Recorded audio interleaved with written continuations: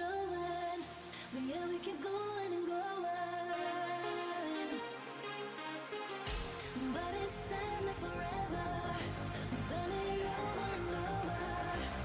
Will we ever reach the end? How do we get through the night? Do we have to fight? Outwake ourselves, spark the willing night.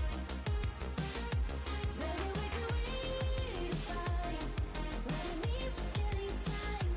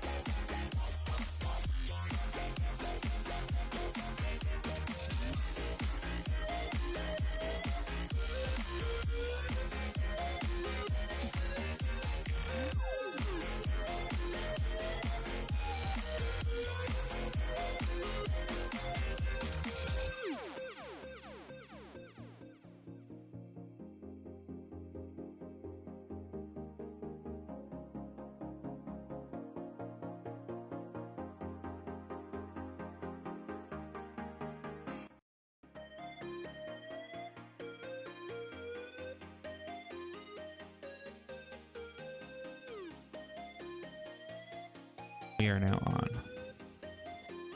All right, hello and welcome everybody to the 2v2 double elimination. Second time we're running this for Vex. Glad to have everybody here. We do have a couple people that you'll be talking with throughout the event. One of them is myself, who is the one of the commentators here. We also have Tegan. Hello, hello. There's sound or phone notifications going off in the background, which is lovely. Sorry, my mom needed to tell me things. We have our head rep, who is Jess, here today. So any questions can be directed towards the question box channel here in the Discord, which I believe is open. And then we will be playing a double elimination that's just going to be starting very shortly. The passwords, I believe, have now been posted in soon. We'll get that underway in just a moment. But we will have the passwords for the different servers. They are in the announcements channel. Ah, perfect. There you go. And Team VCs will be open in just a second as well. In the meantime, we do have our bracket up on screen, which hopefully everybody can now see. We do have, I believe, the 15 different teams playing here today, trying to take out the win. The only rule that we've had for this event is the past 2v2 winners cannot pair up together again. So our past two winners, Yan Yang and RJ, are you'll notice on different alliances here. RJ9, number 1 seed, and Yan Yang, number 2 seed. So they are split this time. The other thing that is different is I believe the rankings or the matchups are sorted by elo, so we will be seeing that shortly. Yeah, so we're seeing matchup by elo. I believe it's the average elo of the alliance. For some new players, that puts them in the middle. Average elo if it's your first matchup of the day. But basically, the whole point is we want to see as many upsets as possible, regardless. It's always fun that way. But with that, we also want to go over quickly the Vexin Rules. So there is, just so people know, no crossing in autonomous. Should be fixed by or should be determined by the server itself. Won't let you actually physically cross over. And then in FRC, you can pin for 5 seconds, back off, and do it again. In Vex, if you don't back off, you just get an instant DQ. So those are some of the things our head ref is going to be keeping an eye out for. Be watching very carefully. So if you're going to be playing today, just keep those things in mind.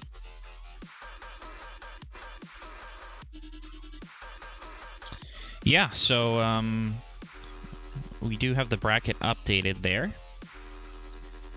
As you can see now on the screen, as I just quickly adjust that, there was an update, so now it is sorted by total elo, or average elo of the partners. So the top teams won't be playing each other unless they lose. They get upset by a better seed until later on in the competition here.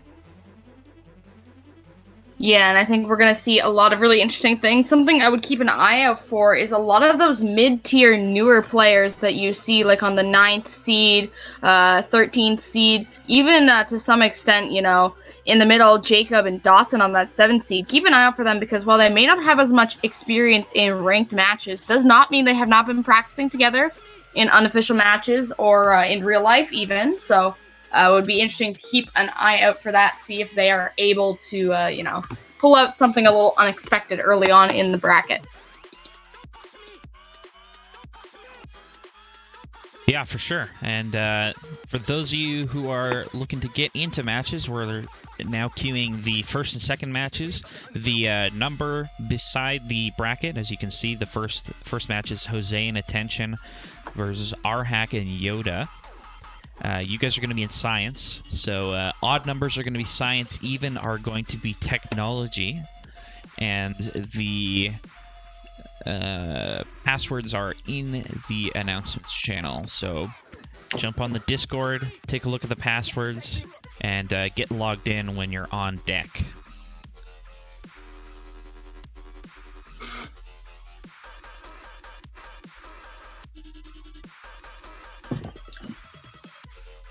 If you're chilling with us in Twitch chat, obviously pick an alliance that you would like to cheer for. We like to have a little bit of banter going on in the Twitch chat, so always encouraged. Or you can just use your fun bucks to put up the hype emotes. I like doing that instead. So as we just get people into the server,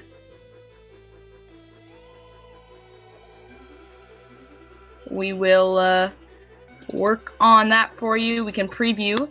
Again, Brennan mentioned our first match of the afternoon being Alliance number 8 versus Alliance number 9. Jose and Attention versus Arhak and Yoda. Number 8 Alliance, we've seen both of those competitors before, but Arhak and Yoda, new to the scene, ready to put up some good stuff.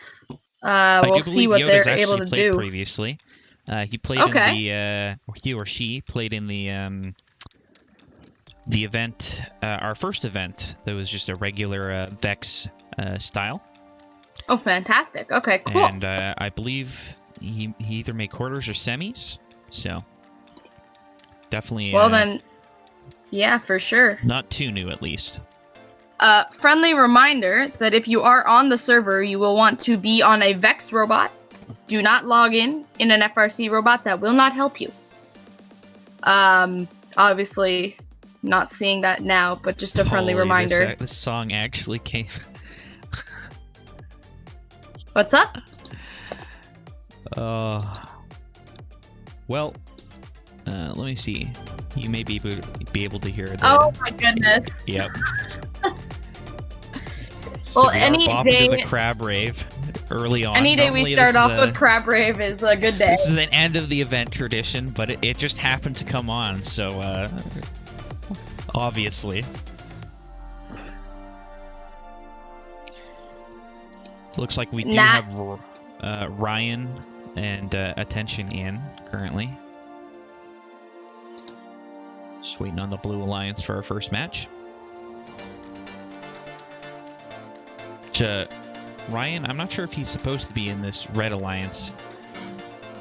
He's not. Jose's name is Ryan. Yeah, it looks like they're probably just getting everything sorted.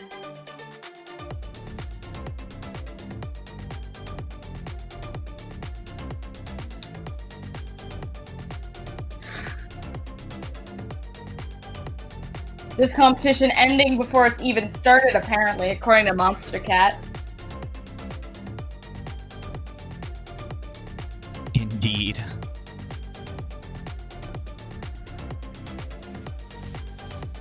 I believe that saved you from the music for temporarily, at least. No. Oh. That's okay. I don't mind. Keeps me awake.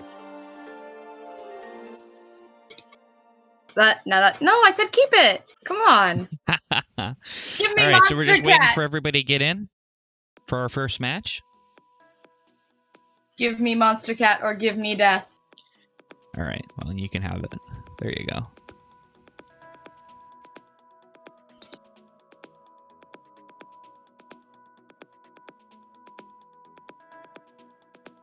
So yeah, I did we see in have Twitch one player from each team so far. 1v1. Twitch chat, you were saying? Yeah, just if you guys want any extra links and stuff to the simulator, you can see Safety Scissor doing that now, typing in !SVC, second Vex challenge for more info. So for later, if people are asking questions, you can always pop that up and that'll, Nightbot to the rescue here with all the links for the simulator, the Discords, all that good stuff.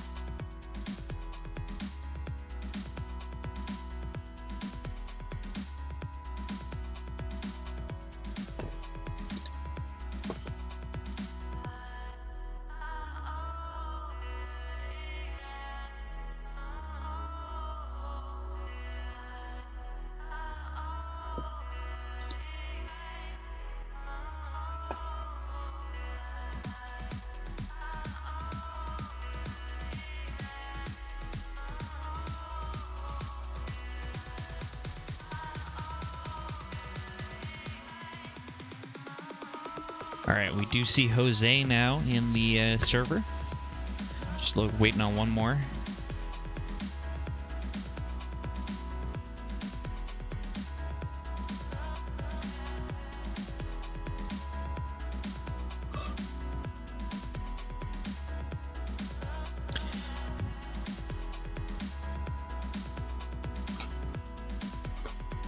All right, looks like I just got confirmation that we will have a substitute actually for our hack. It is going to be Ryan jumping in to team with Yoda. And is this a separate Yoda than the one on Alliance 15, or is Ryan? Nope. This is the same Yoda. Looks like they were a non-pre-made team. They got matched together, and our hack wasn't around.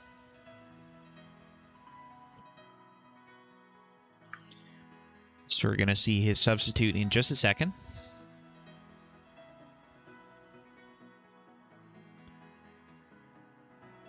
But in the interim, looking at looks like the ones that we do have on the field, all using the same robots. For those who were with us last week, you'll know that I will continue to forget what they are called. But it looks like all three right now on the meta, following that Void meta robot. Yep. And I expect it's going to be that throughout the competition. I would be surprised to see any other robots. Yeah, last week we did see one going on the other off-meta option. So there's always still that possibility, but for now, looks like we're sticking with the meta today. Obviously, nothing wrong with that.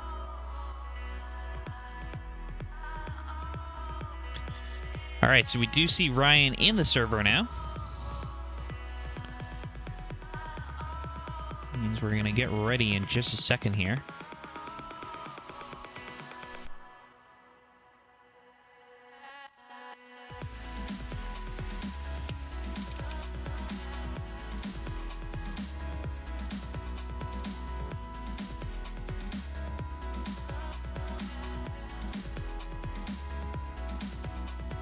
And our first match will get underway here on the science field. Autonomous mode starting. Once again, it's double elimination, so both of these alliances, losing isn't the end of the world, but they definitely want to be scoring as many points as they can and not losing the first round, ideally. As looks like Red does come away with the autonomous lead. We're going to see Attention and Jose scoring at will, trying to take ownership of some of these goals. Right now, Blue Alliance has the ownership of the center goal, and as a result has a row. Looks like Jose is looking to try and break that off, and he is able to by placing that additional red ball, and lots of ownership currently for the Red Alliance. 36-8 is your current score, as we see the Blue Alliance start to climb their way back into this match with Ryan and Yoda, trying to now take ownership over that center goal. Yoda working hard, able to extract one of those red balls from the bottom, and now Blue Alliance has some ownership here. But no rows currently generated for this Blue Alliance. Just as I say that, they generate one, but Red Alliance, a miss from Attention, trying to regain that center row control. He's going to pick that one up and try again. Able to drop that one in. Looks like he has control over the center. Ryan trying to take that corner, remove that row from the Red Alliance, generating a Blue Alliance one, but Attention is quick to respond, removing that row immediately. Jose trying to counteract the Red Alliance, or the Blue Alliance scoring. Currently, Red Alliance still with a pretty strong lead. With 14 seconds left, this is where the final moments really matter. Attention just kind of waiting to take control of that last one at the last 5 seconds. 23-15. What will Blue Alliance be able to do? They're going to try and take that center. Yoda removed one of the bottom balls to make way, but wasn't quite able to get the ball on top of it. And as a result, we're going to take a look at the breakdown of that score. We do see that Red Alliance has the autonomous bonus, which gave them the lead, and they just kept holding on. 2 rows to 0, 11-10 scored in balls. Blue Alliance just not quite able to get that ownership that they needed to come back from that match.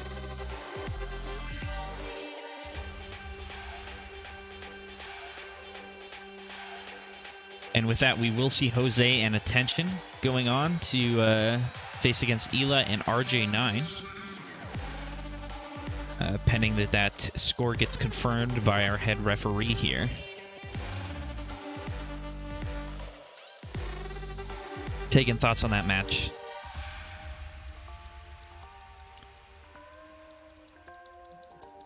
Tegan, whenever you want to unmute yourself, that would be fantastic. Oops. My bad.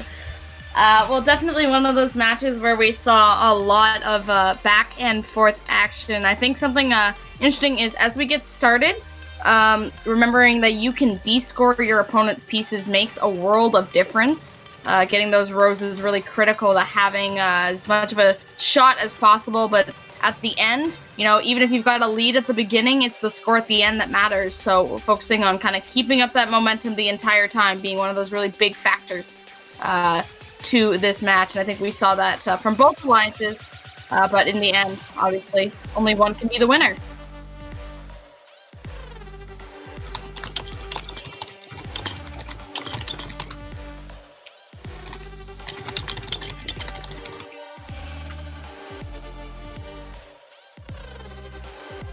All right, so we do have all of our members here for the second match of the day. We have Nex and Sam versus Milkman and Bimbear. I am gotta say I'm a fan of the Milk, so Milkman I'm hoping can maybe pull up the upset. It is the 4th seed versus the 13th seed, and we're gonna see how this goes. Tegan, do you want to take this one or shall I? Well, I mean, I think you wouldn't be able to be impartial to Milk. I think that's just the way it goes. You are too addicted to Milk. All right. I'll let Tegan take this one away, and we're going to jump into it in just a second here. But first, a bit of a dance party on the field as they all shake their robots around. So, as the match does get started, we do see robots on the move. Currently, early lead to Red, but of course that can change. And contention over that middle port is a lot of, it's going to be one of those key aspects. We do see Red taking possession of that and winning the autonomous period. That's going to be an extra 6 points for them to keep during the match. But definitely going to see a lot of contention over that middle goal. Right now, Red, with almost all the lines in that one shot from Blue, able to nullify most of those lines, actually, the two down the center. We do see a lot of contention over that right now. Looks like Red Alliance does have it for the time being, so Blue having to focus their strategy elsewhere, because right now, that one Blue goal is kind of the key to all their problems. 65-7, your current score, so pretty commanding lead for that Red Alliance, but Blue Alliance can do whatever they can to nullify that, and we do see that one Blue goal in the rear left corner, helping them out in their mission, bringing the score to 46-8. But these robots locked together, the Blue and the Red Alliance here, trying to fight back. But it's definitely a Red kind of commanding the tone of this game. We do see Blue now moving, maybe putting a little more emphasis on the sides of the field as opposed to that center. What Red right now really in control here, 66-5 with 30 seconds left in the match. So not a lot of time for Blue to change their strategy, but right now they look a little bit lost. Trying to see if they're able to do anything at this point, but Milkman having a difficult time kind of figuring out where to go next. Does pick up one of those balls, just looking to find the right place to score it. Will score it in that middle lower one, and that does help out the Blue Alliance, but Red right there to take it back immediately thereafter. We do see another contention battle, one in the center between Sam and I can't read that name with the blur, but for me it looks like it's pretty much locked in here, 66-6. This match, at the beginning, it was clear that the Red Alliance having the advantage, and they just kind of ran away with it, not letting Blue get any control on the field, and just locking it in that way. And look at that, 8 rows scored. That's incredible, especially so early on in the tournament. The Red Alliance really finding their groove early on, and making the most of that match. Yeah. Red Alliance definitely a force to be reckoned with. We do see that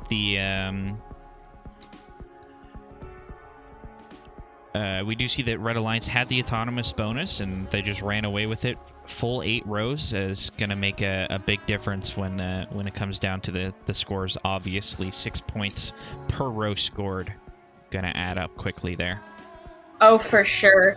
I mean, after all, they only had. I mean, only is still kind of subjective, but 6 more balls scored. But position being everything for red, with those 6 balls able to take, like, all that's pretty much any possible row. Maybe missing 1 or 2, but very strong start for that Red Alliance as they move on to the next round of the bracket. Obviously, not over yet for Bim Bear and Milkman. They still live to see another day. They'll fight off against the loser of this next match in our lower bracket. Where here we're going to see Javon and Jack versus Sigh and Arash. Javon and Jack, I believe, teamed up last week for a fairly solid run through the lower bracket after losing, in the first or second round. They almost made it back up to that second round, but not able to get past semis. Sigh and Arash, 2 of our newer players, here to kind of show off what they can do, having some practice together, are ready to come and give it heck. This is a PG-13 stream after all.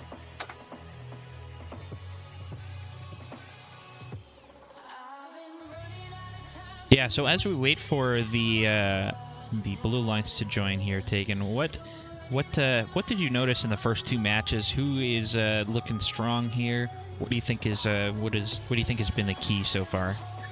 Well, I definitely think it's hard to not kind of commend the performance we did see from Sam and Next. I think they're pretty strong early on.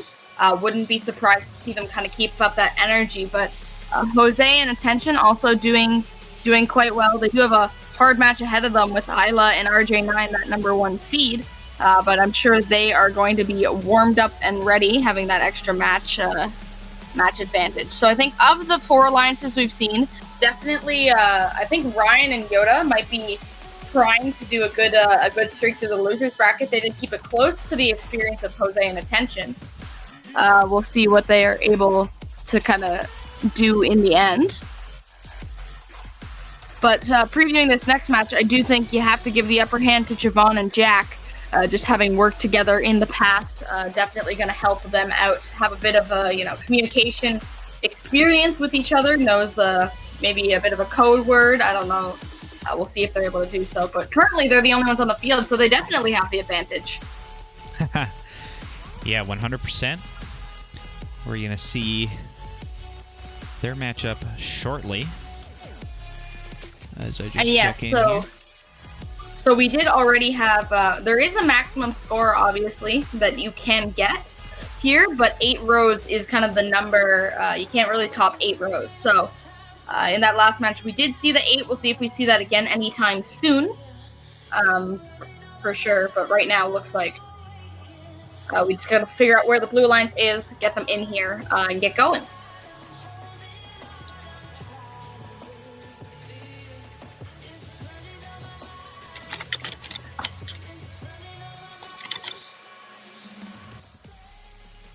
Closer to Arash, not Arash. Okay, good to know. Sorry about that. My apologies. We'll work on that. I know pronouncing things is hard.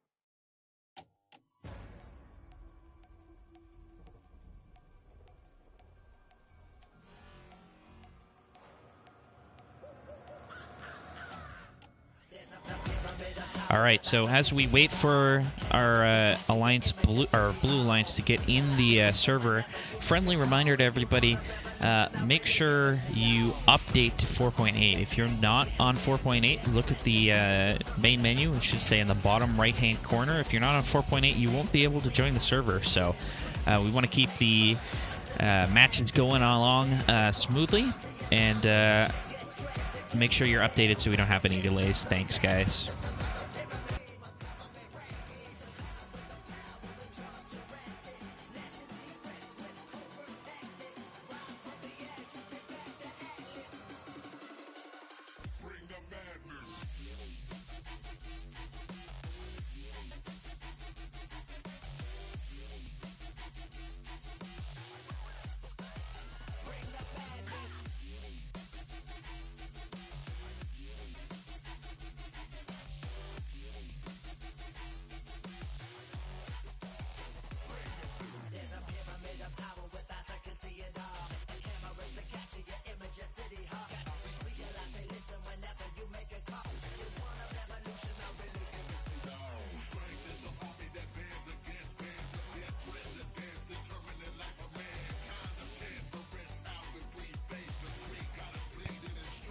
All right, so while they're getting connected, we're going to be swapping to the next match. So we're going to skip forward a little bit.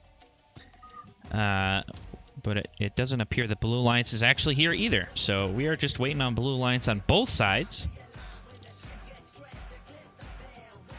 That is, you know, you always want to be on time for your matches, folks. Helps us get this underway quicker.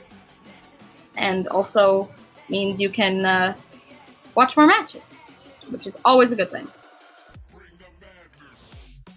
So yeah, this next match, we can preview both, regardless. We've got, as you see on the field, Brennan, 4476, and Jake, 5468, pairing up. They're looking to take on the Blue Alliance of Tanny and Ryan.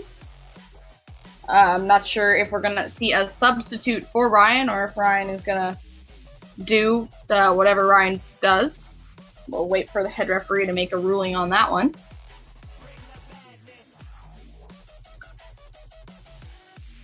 Yep, so reminder to please queue up in the server. Otherwise, we will just have to give your opponents a free win. And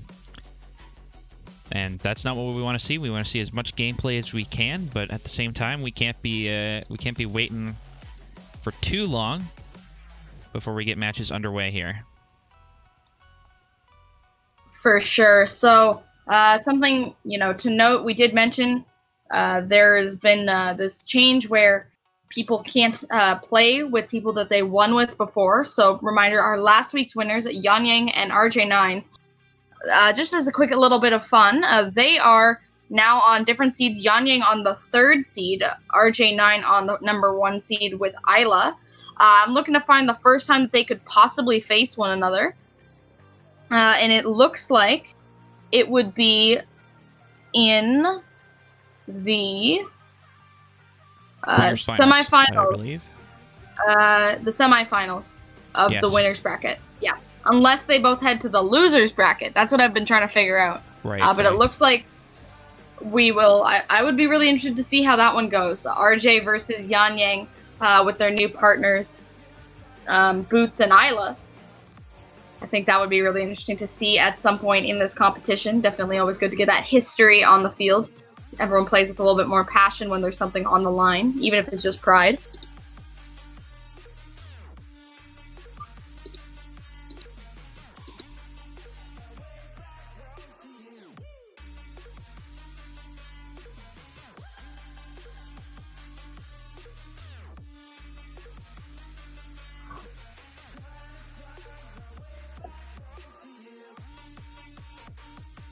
So we do have Arash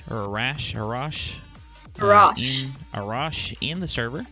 Just waiting on one more.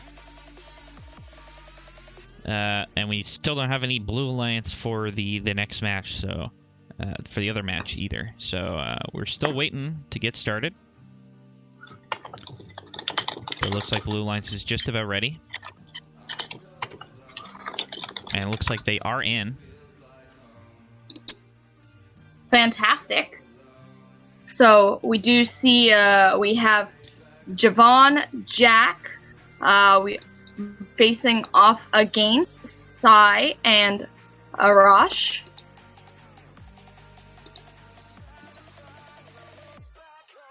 All right, and we're going to get started with this match right now. All right, Brennan, take it away. Off we go. Autonomous period. Arash not moving. Hopefully he can get moving, so that's going to be a big improvement for that Red Alliance. Looks like he's just not going to move. Well, two robots not moving. Slight problem. So Isha joined, and Sigh couldn't join, and so Arash was tabbed out typing the problem. Oh, okay. So this is not an official match. We're just going to wait for it to... wait for the official players to be in.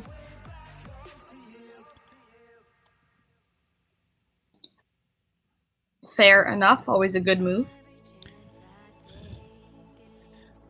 In the meantime, we still haven't heard from the Blue Alliance in the Jake and Brennan versus... I don't even remember who it was, but we can check in right now with who that was. We are still waiting on Ryan and Tani.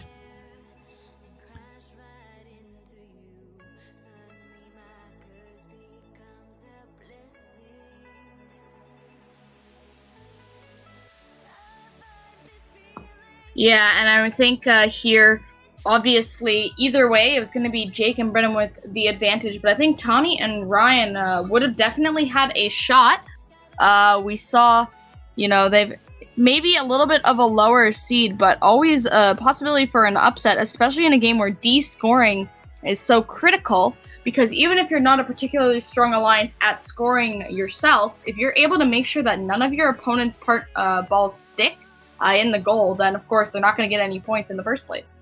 So if you know that that's maybe one of your weaknesses, which it might be for some of these lower alliances, they can instead opt to kind of play the game a little bit more defensively and see if that pans out for them.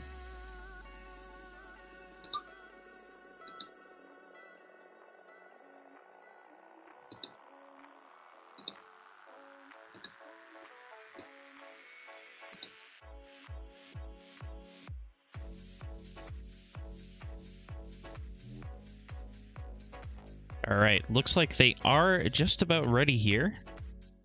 We're going to hop over to this match and get started in just a second here. Hopefully this time for good. And off we go, autonomous period. Arash is still tabbed out. Oh. Maybe he's back. As we see, we're going to jump into action here. We'll have to see if there's any call on that. If he was ready, hopefully he was good. But we're going to see Blue Alliance. They're tentatively... Blue just seems to not be doing anything.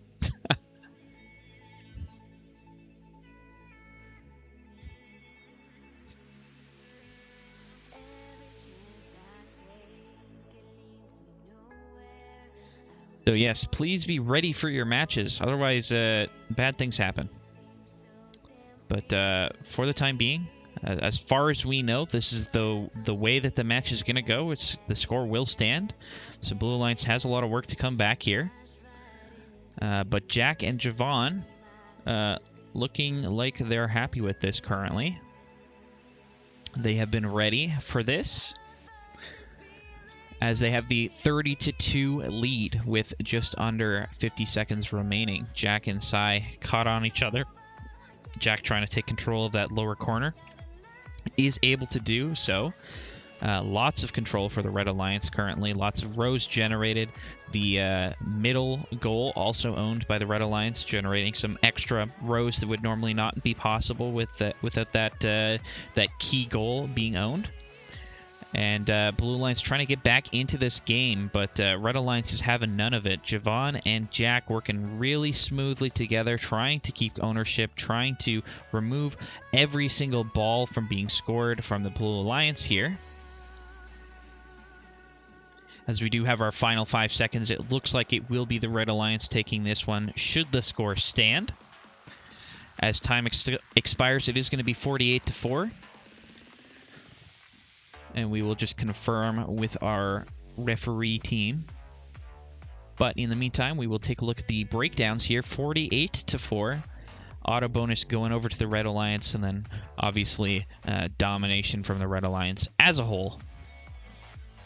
And yeah, we did see. So again, something I want to point out is they have 12 balls scored, just like we saw in that match with the 66-point score, but 3 fewer rows.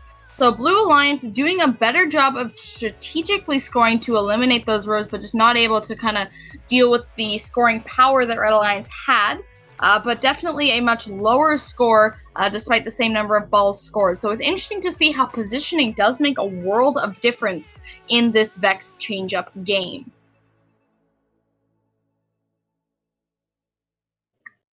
Yeah, for sure. And it does appear that there will be a bye given to the Brennan and Jake Alliance, is what I'm hearing.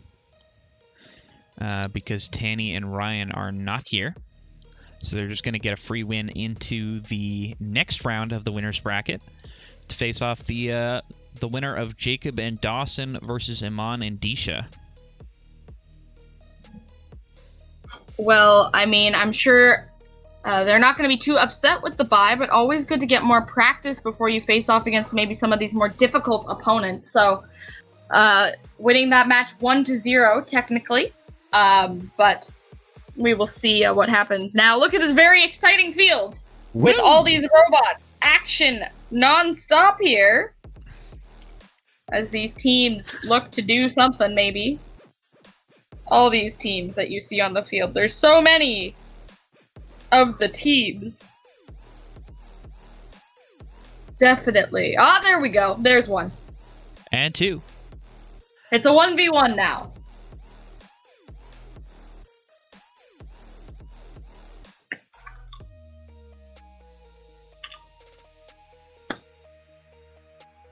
So we Gonna get definitely have started shortly as soon as that we get that last blue robot in. Sorry, Tegan, you were saying? I forget now. Wait, where'd the other red one go? We had 4. Where'd he go? Did join. Then maybe there's some blue intimidation. Blue was just that scary, and Red said, "Nah, you're going in this alone here, Dawson." Dawson is also intimidated, apparently. We are now down to a 2v0. And we got looks one like back. They might be swapping starting positions. Probably, Could be- yeah, you're could right. be issue there. Still always a bit of a meme. What do you just see? You know, one alliance load in and the other says, "Nope, I'm gone." Indeed.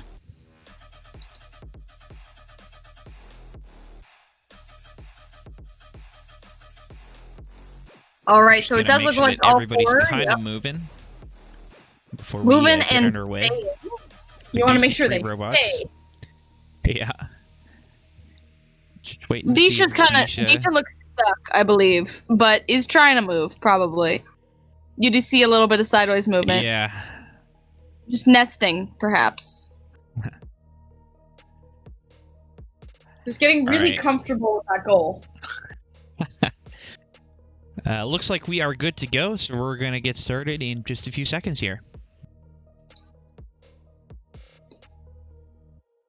All right, and we do have all 4 robots on the move. So a good start so far, and we already see Red quickly, working to get as many of those goals down the side as possible. They're also the first to take a look at that center goal. So we have seen that center goal be such a big, important mission for some of those teams to get. We do see blue shots coming in there. Now blue with possession of that nullifies 2 red lines, but Red not going to let that happen. Jack going right onto it. Right now, we do have a Red Alliance lead here, 41-8. But Blue Alliance is not going to take that sitting down. They're just kind of biding their time. We do see 2 red robots in one corner of the field now taking possession of all possible rows. But Blue Alliance stuck. We see, I believe that is probably... that is Disha who's stuck. Disha, yep. Disha stuck, so going to have to reset themselves. Or maybe just enjoying the view, saying that, Iman can go at it alone. Not totally sure. We will find out. But Defensive right now, posturing there from Blue Alliance. Oh, There we has go. been freed by Jacob. that is gracious professionalism at its finest, ladies and gentlemen. 56-8. Now your score, and Blue Alliance getting their footing back a little bit. Is on the move. We do see them removing all the red balls in that corner, but having to deal with Javon, who is right there, trying to de-score those blue balls as they go in. And Red, with possession of the center, really, dominating this match thus far. Looks like there's a bit of a grab in the corner. Can't tell who that is, but it's definitely making it very, very commanding lead for Red. And we see Javon now taking possession of that lower right-hand corner with 10 seconds left. Pretty That'd be much Dawson. Dawson. Yes. It's a little blurry for me. Forgive me. It's difficult to tell which is which. But with 2 seconds left, I mean, this match, the defensive posturing strategy not working for Disha. Blue Alliance having a tougher time, 67-6. Red Alliance taking that match pretty decisively there. And this is another one, 67-6, and getting all 8 rows, the auto bonus. So Blue Alliance just had a bit more of a difficult time figuring their way around the field, but they're not done yet. They still have a chance to say that this was just a warm-up, and they can brush it off in the lower bracket. We'll see if they're able to make that comeback run through that. But we're able now to move on to our next match of the afternoon. Here we're going to see one of our victors from last week, Yan Yang, with his new partner Boots versus Carlos Stewart and Lucas in our 6th match of the afternoon. So, Jacob and Dawson will move on to face Jake and Brennan, who got the bye from the no-show alliance of Tanny and Ryan. So that'll definitely be a good matchup for us to watch later on. And we will see Iman and Disha actually getting the bye into the loser of Sam and Nex versus Javon and Jack, since Tanny and Ryan not here. Brennan, any predictions for this next match? Yeah, I mean, I think you got to go with Yan Yang and Boots. They are both very competent Vexin players, but Lucas, just seeing him on the field right now, which we'll see in a sec, he's definitely cruising along here.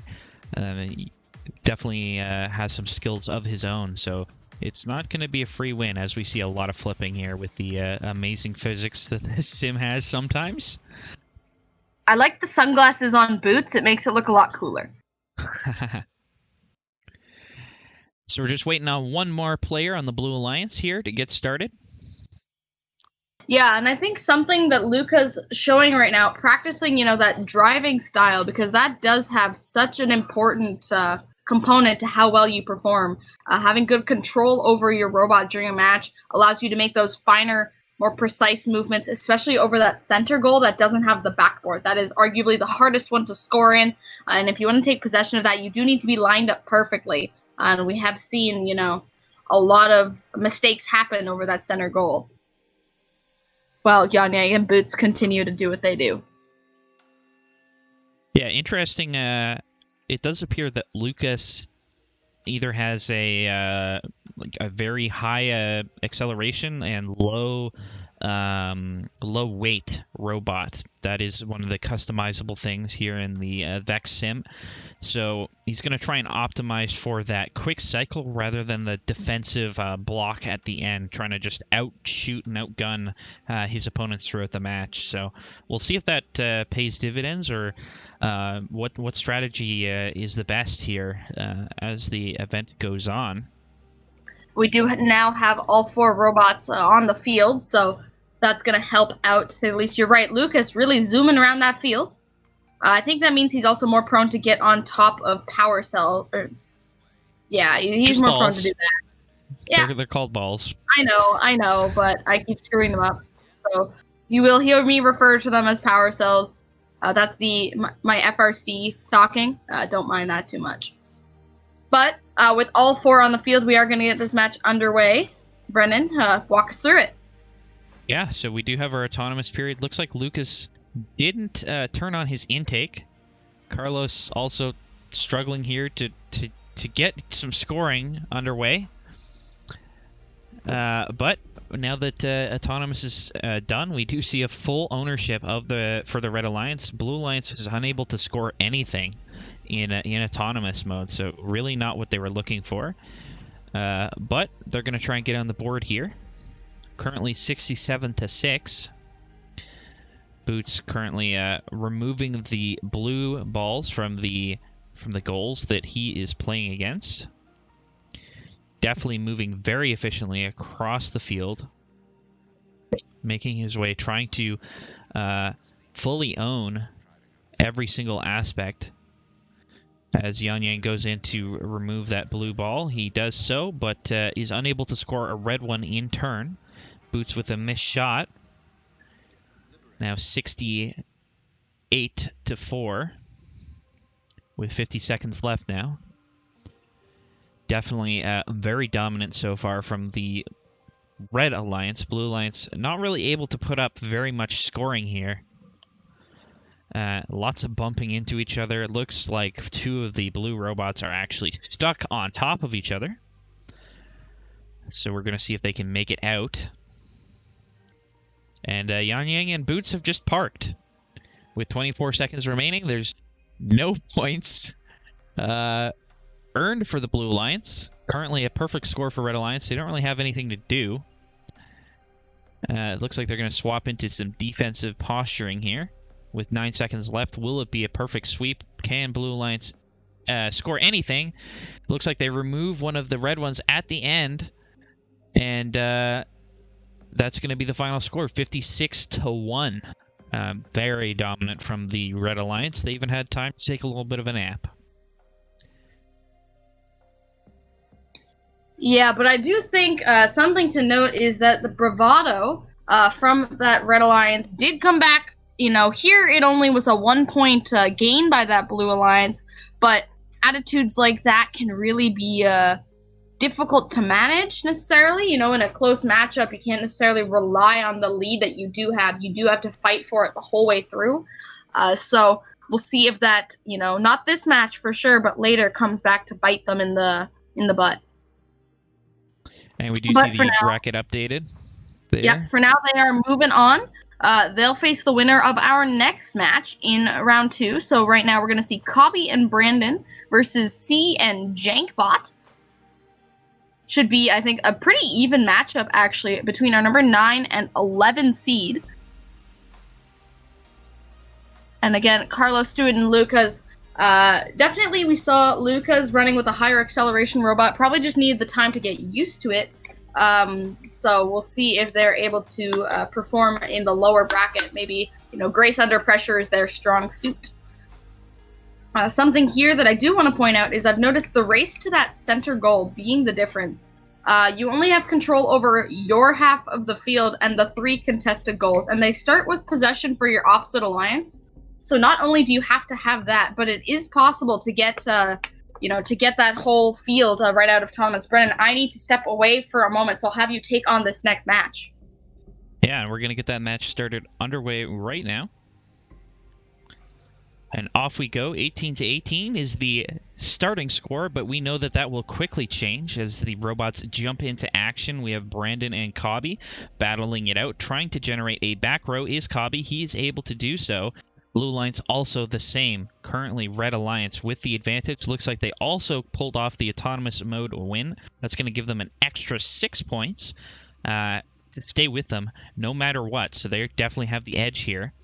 There is bonus points for winning, and it does stay with you, unlike all the other scoring objectives in Vex Changeup. It can't be descored. But we do see a back-and-forth match so far. Jankbot and C trying to take control, really focusing on that center goal, which is potentially going to pay dividends as they start to generate some rows. But Jankbot misses a couple shots in a row, going to make the third one. Brandon's going to take ownership over some of those goals as well. Currently Red with a healthy lead. They're going to work on taking that center goal now. That's Cobby double stacking, but the second stack does not hit.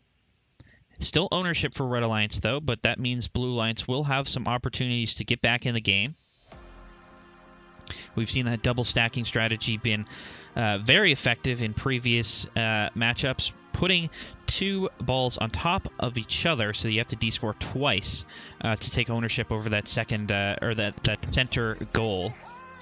Definitely can make a big difference here in these matches. With 19 seconds left, Red Alliance still a comfortable lead with lots of rows owned and goals owned as well, as Jankbot works very hard to try and take control of that center, and he misses his shot, which is going to cause some issues later on potentially as he's trying to remove that last ball with 1 second left. Cobby blocks him out of the way, and Red Alliance is going to take this one unofficially 41-9 as we look at that breakdown coming up.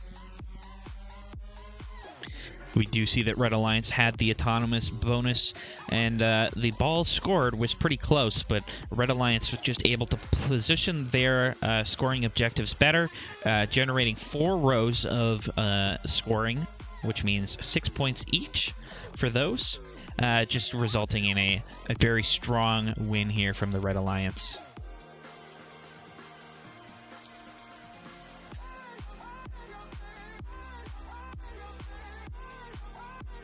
So we are just waiting on Bimbear, Milkman, Sigh, and Arash. You guys are up next. Match number 8. Remember to get queued as soon as you can, because we do want to keep the matches rolling here.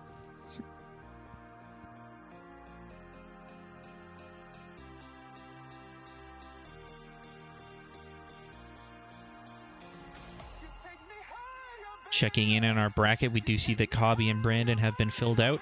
They will be facing against Yang Yang and Boots. Some really strong alliances here already left in the winner's bracket. I don't think any of these wins are necessarily free wins. I think maybe the biggest mismatch could be RJ9, who we've yet to see play, and his alliance with Ela against Jose and Attention. That might be the least close match, but definitely some upsets that can happen. But we are waiting on Bimbear, Milkman, and Sigh and Arash to play against each other here.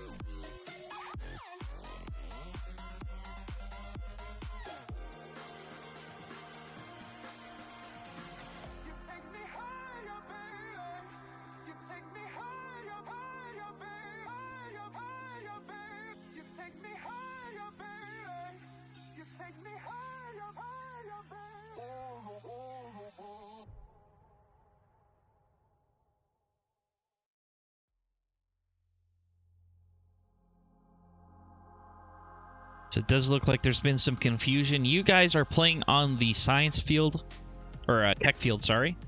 Tech field is the even number matches. Science is the odd.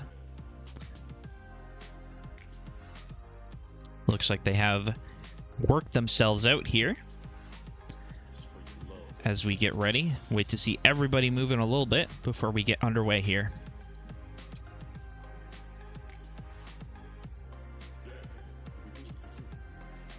So recapping the path here that both these alliances have played here, Bimbear and Math lost to Bimbear and Milkman. Sorry, did fall to Sam and Nex, while Sigh and Arash fell to Javon and Jack. So 12 and 13th seed. We're going to see what they can do. Make a lower bracket run. If they do lose, they will be knocked out of the eliminations here.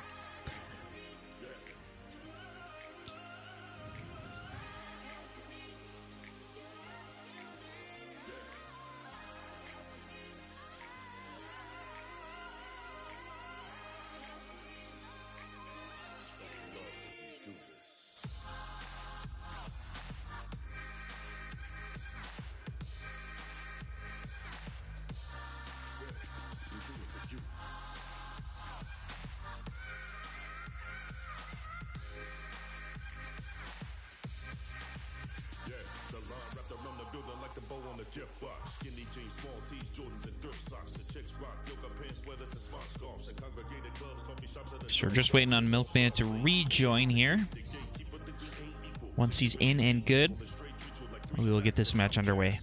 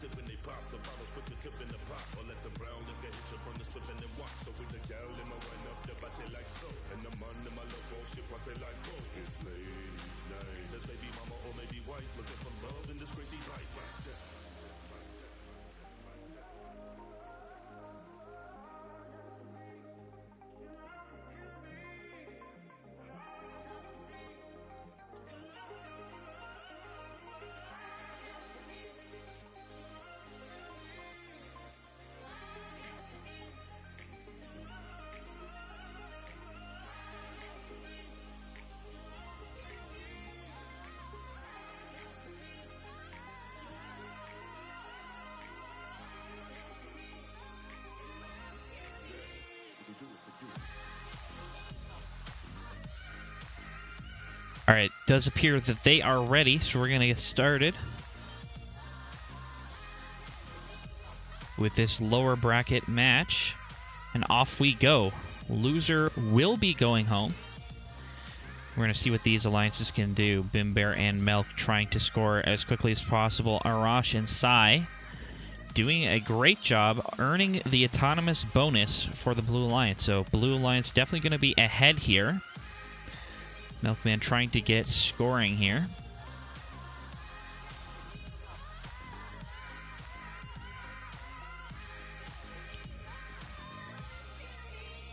These alliances are definitely battling it out for their lives. Sigh and Arash doing a great job so far. Filling up that center goal is the Blue Alliance with Arash. Milkman taking ownership of the upper left-hand corner goal and trying to generate a line. Not quite there yet.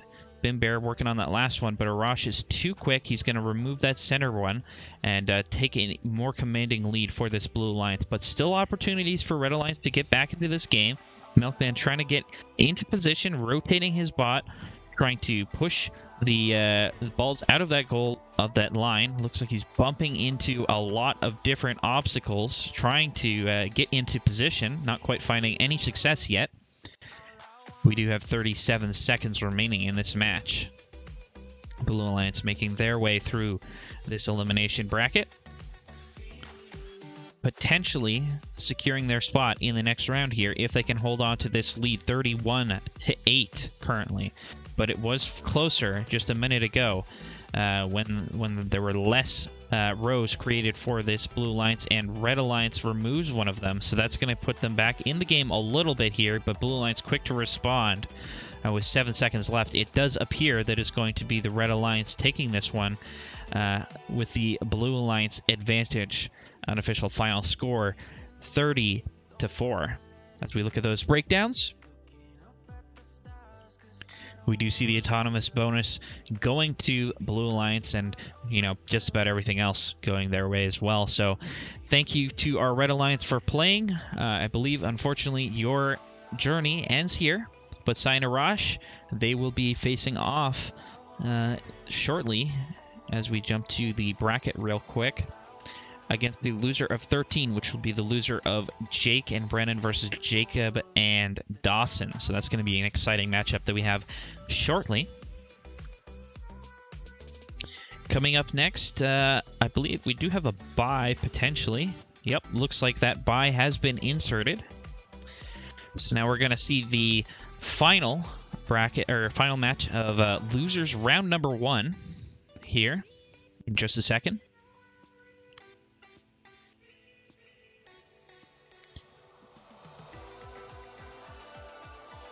And that's going to be Carlos Stewart and Luke versus Lucas against C and Jankbot.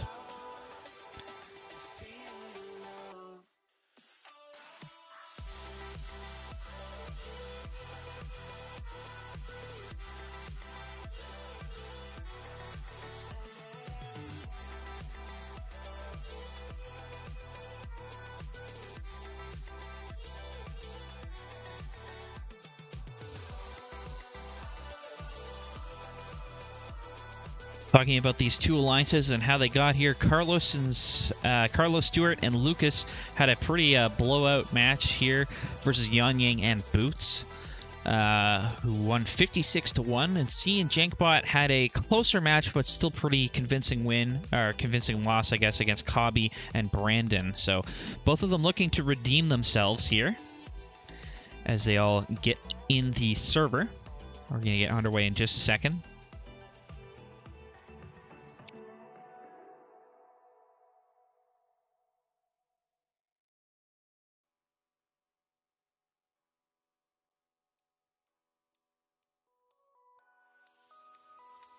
Looks like everybody is moving, so we're going to get started here on the tech field. So off we go. Autonomous is underway. Going to see which of these alliances are going to be able to succeed. C missing 2 of his shots. We're going to see if that comes to bite them in the end. But with that extra row generated from the Blue Alliance and nothing from the Red, Blue is definitely going to be taking the autonomous bonus here, as they lead 40-8 with 1 minute 35 seconds remaining. Both these alliances fighting for their lives, trying to put up as much as they can, score as quickly as possible.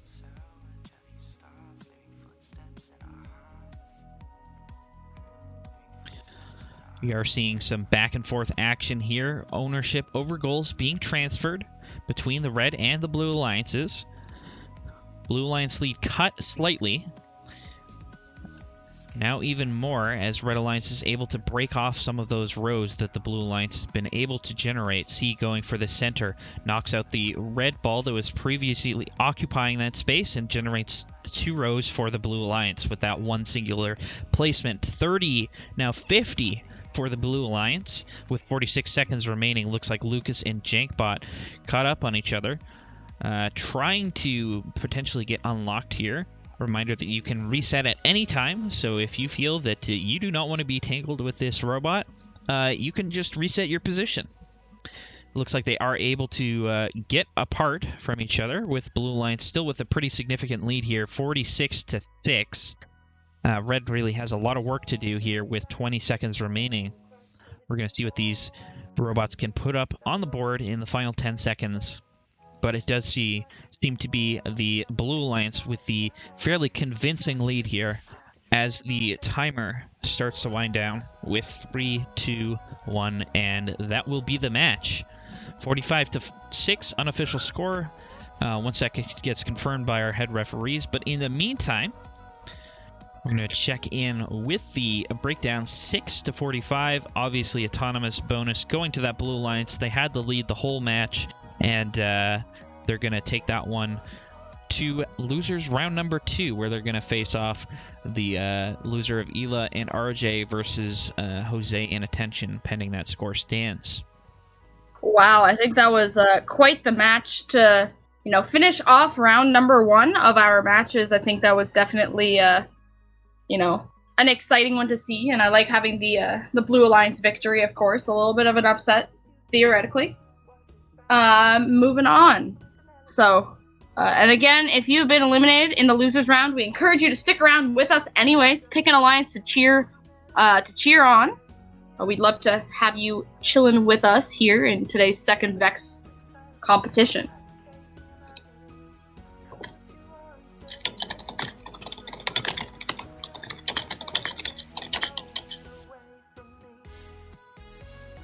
All right, so we do have confirmation that C and Jankbot will be making it to Losers Round 2, trying to make the Losers Round bracket run.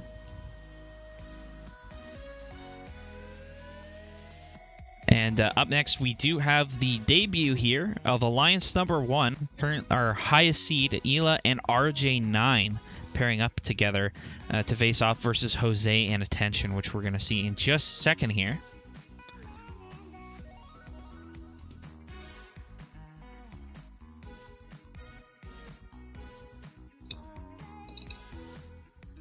I mean, this match is definitely going to be one to watch. There's a lot of experience on the field here, and of course, our number 1 seed, Isla and RJ9, their first match of the day, they're going to be looking to make a statement. But Attention and Jose, you don't want to sleep on them either. There's some experience there, and I think they are going to maybe give the first seed a run for their money. I think this could definitely be a close match, just looking at the lineups.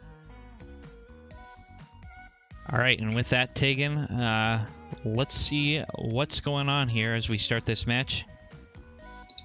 Yep, as the countdown begins, all 4 robots again on the move. We see them taking their rows down the side. The first one to move to the center is going to be RJ9.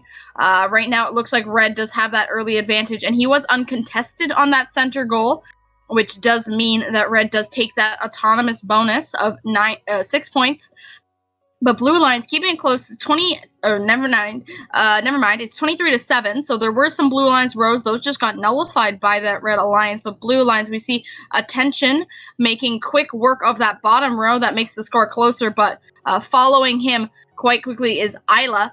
Isla really making sure that anything Attention scores immediately is recycled back and given back to that Red Alliance. There's a bit of a fight over that lower right corner right now. Attention does have possession of it in the end, so winning that quick battle, but missing that shot on the center right side. Now looking at that center goal right now, it is the Red Alliance with a pretty strong lead, but the score is definitely more decisive than the gameplay would imply, because right now 52-6, but these robots both working very hard. We do see Attention there nullifying 3 lines, so that was a very tactical spot to place that goal. That one does have the ability to really change up the score, but that one red shot from RJ9 now sitting on top of the goal as opposed to in it does mean that it's still Blue Alliance possession. Isla does knock that in though and boops their score up to 65-5. But Red Alliance, again, Attention focusing on the corners as that's where more of the rows seem to be controlled, especially when there is that center. We do see Isla respawning, almost landing on top of Attention, but not this time. And Isla only picking up the Red Alliance balls. Again, missing that shot, so that one in the corner still possessed by that Blue Alliance, but Red Alliance with the lead, especially in the back. We don't see a lot of balls scored at all, most normally only having 1 or 2 in each goal spot, but it is going to be the final score, 46-4. I think this is one, though, again, where it was a lot closer than the score suggests, but RJ9 and Isla, that number 1 seed, will move on to the next round, presuming that score becomes official. But I think for now, 46-4 going to be that score pretty much determined. Number 1 seed going to move on, live to fight another day. And of course, Attention and Jose moving to the losers bracket. They are now slotted to go up against Ryan and Yoda in the next. Oh, I take that back. They're going to go against C and Jankbot. My bad, I wrote the bracket backwards. So, of course, they still have that chance to work their way back up, but Isla and RJ taking that match, and that score does stand.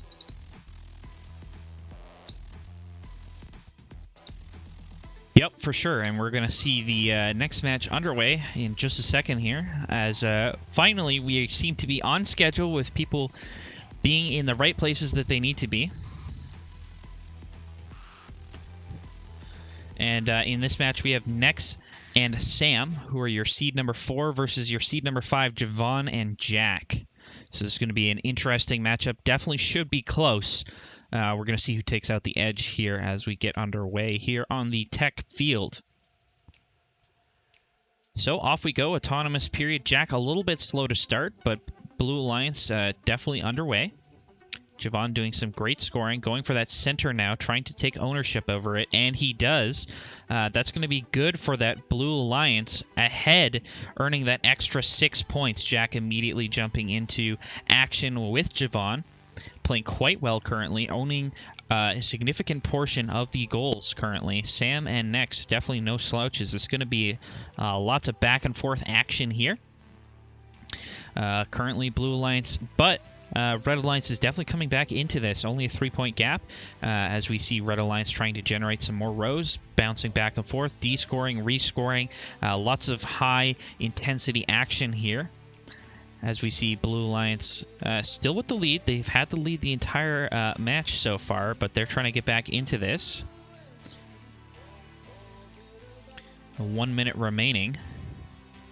Red going for the center goal in the middle. Taking ownership over that, breaking off the Blue Alliance row. Going to bring it back a little bit closer here with 44 seconds left. Definitely lots of back and forth action that can happen, and nothing is done, but a missed shot from Jack. He's going to have to outtake those 2 red balls, going for the middle goal again, and he's able to own it for the Blue Alliance. Red Alliance now with the lead despite losing autonomous mode, generating some extra rows, scoring a little bit faster, and Blue Alliance now all of a sudden is in panic mode here. They got to get the game back under control. They do have the lead temporarily, but Red Alliance just generates a whole bunch of rows from taking that center goal, and now they got to fight over it. Javon's going to be able to score on it potentially, waiting till the last possible second. Will Sam be able to do anything about it? 1 second left, but it looks like it will be the Red Alliance taking this one, despite losing autonomous bonus, I believe, as we look at the breakdowns. Yeah, Blue Alliance did win autonomous, but it was not enough. Eventually, Red Alliance was able to outcycle, and they played quite well, winning that matchup here unofficially as we wait for the scores to be confirmed. Yeah, and I think that was another match where we see, the amount that you do score really position-wise has to matter. This is another one of those matchups where, 12 balls we've seen have the ability to control the whole field. We've seen it now have the ability only 2 rows. So Red Alliance, just barely taking home this win. Blue Alliance did keep it, close, obviously having the lead for the whole beginning. A very exciting back and forth match, but I think in the end, Red Alliance just able to kind of position their balls a little bit better to get those 2 rows, because I believe that is what ends up making the difference, boosting their score up to 22-11. And that score does stand, just seeing that now from our head referee. So yeah, Tegan, you want to talk about this next match coming up here? Yeah, so here, now that we have seen Sam and Nex versus Javon and Jack, we are going to see Jake and Brennan hit the field for the first time. They're going to be facing off against Jacob and Dawson. So Jacob and Dawson winning their first match 67-6. So they are warmed up, and boy, did they give us a good show in their first match. Jake and Brennan, not having played together yet this afternoon, might be a little bit rusty. No offense. We'll see if you two are able to kind of make up for the fact that it looks like Jacob and Dawson probably knowing each other IRL, as both of their team numbers ending with 95E. Would not be surprised if they are Vex teammates in real life. So we'll see if you're able to kind of, handle that. Right now, obviously, the field coming up in front of you. We do have all 4 robots on the field. Using the Metabot, we will get this match underway for you in just a moment. Dawson practicing his victory spins before the match begins. And as the match gets underway, we are going to see all 4 robots on the move. We do see Blue Lines going to the corners while Red focuses a little bit more on that center. Jake picking up those red balls, spitting out a blue one, taking possession. It looks like Red will have the early lead here. Brennan waiting till after the Blue Alliance scores in the center to, top that one over, and they did get possession of that, winning the autonomous bonus. But right now, Blue is out for blood as they are fighting quite quickly. Brennan we see going to the corners, but on the opposite side of the field, mirroring his movements, is Dawson to nullify, that goal that he just scored. And going for the corners, we do see our first blue line in teleoperative period. There was 2 quite briefly, but Brennan working to nullify that as well, descoring those game pieces, and then one getting popped on top by that Blue Alliance. So right now, 20-13, your current score, make that 27-13, as Red able to get a row and secure that center goal going in for 1 point, not giving them any extra rows for the time being. But right now, red really focusing on descoring the balls that blue puts in. It's definitely helping them out, but blue now taking ownership of that middle goal. That is the key to a lot of these rows, as they are quite close to taking home a few. Right now, 15-12, currently your score. It is definitely going to be a very close match. 14-12 now, doesn't get much closer than that. 13-14, very close indeed, but red does get that one in the bottom corner, which is a big swing for points with 30 seconds left. There's a lot of contact happening in that upper left-hand corner. We see Jake and I believe Dawson really tangled together. We'll see if that does end up having an impact on the final score. 25-6. Brennan now taking possession of that center goal to give it to the Red Alliance, but right alongside him, Jake, for that Blue Alliance, really trying to take out and get that center goal for himself. We have seen Red employing the strategy of getting one over top, 34-6, meaning that Blue has to D-score. Looks like Blue may not have this one after all, as the end of the match happens, 28-5. But boy, that was close. There was a lot of mirroring each other's movements.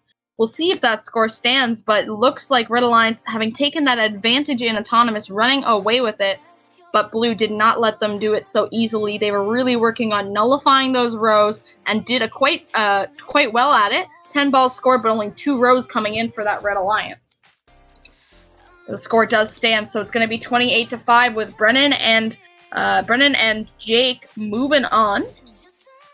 They're going to face off against the winner of our next match. Jacob and Dawson, though, again, live to fight another day. They're going to face Sigh and Arash in the losers round number 2 later on a few rounds from now. So, Yang and Boots versus Cobby and Brandon. This one going to be quite interesting. Brennan, what do you think about this match? Yeah, I think it's going to be definitely Red Alliance favored, I think. But it is going to be close. I don't think it's a free win for Red Alliance. They got to execute well, and if they can execute well, then maybe they can take this one.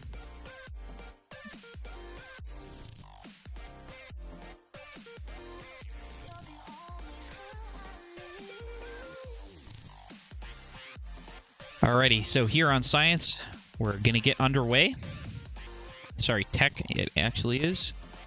And here we go, Autonomous period going here. Cobby off to the races, earning that center row.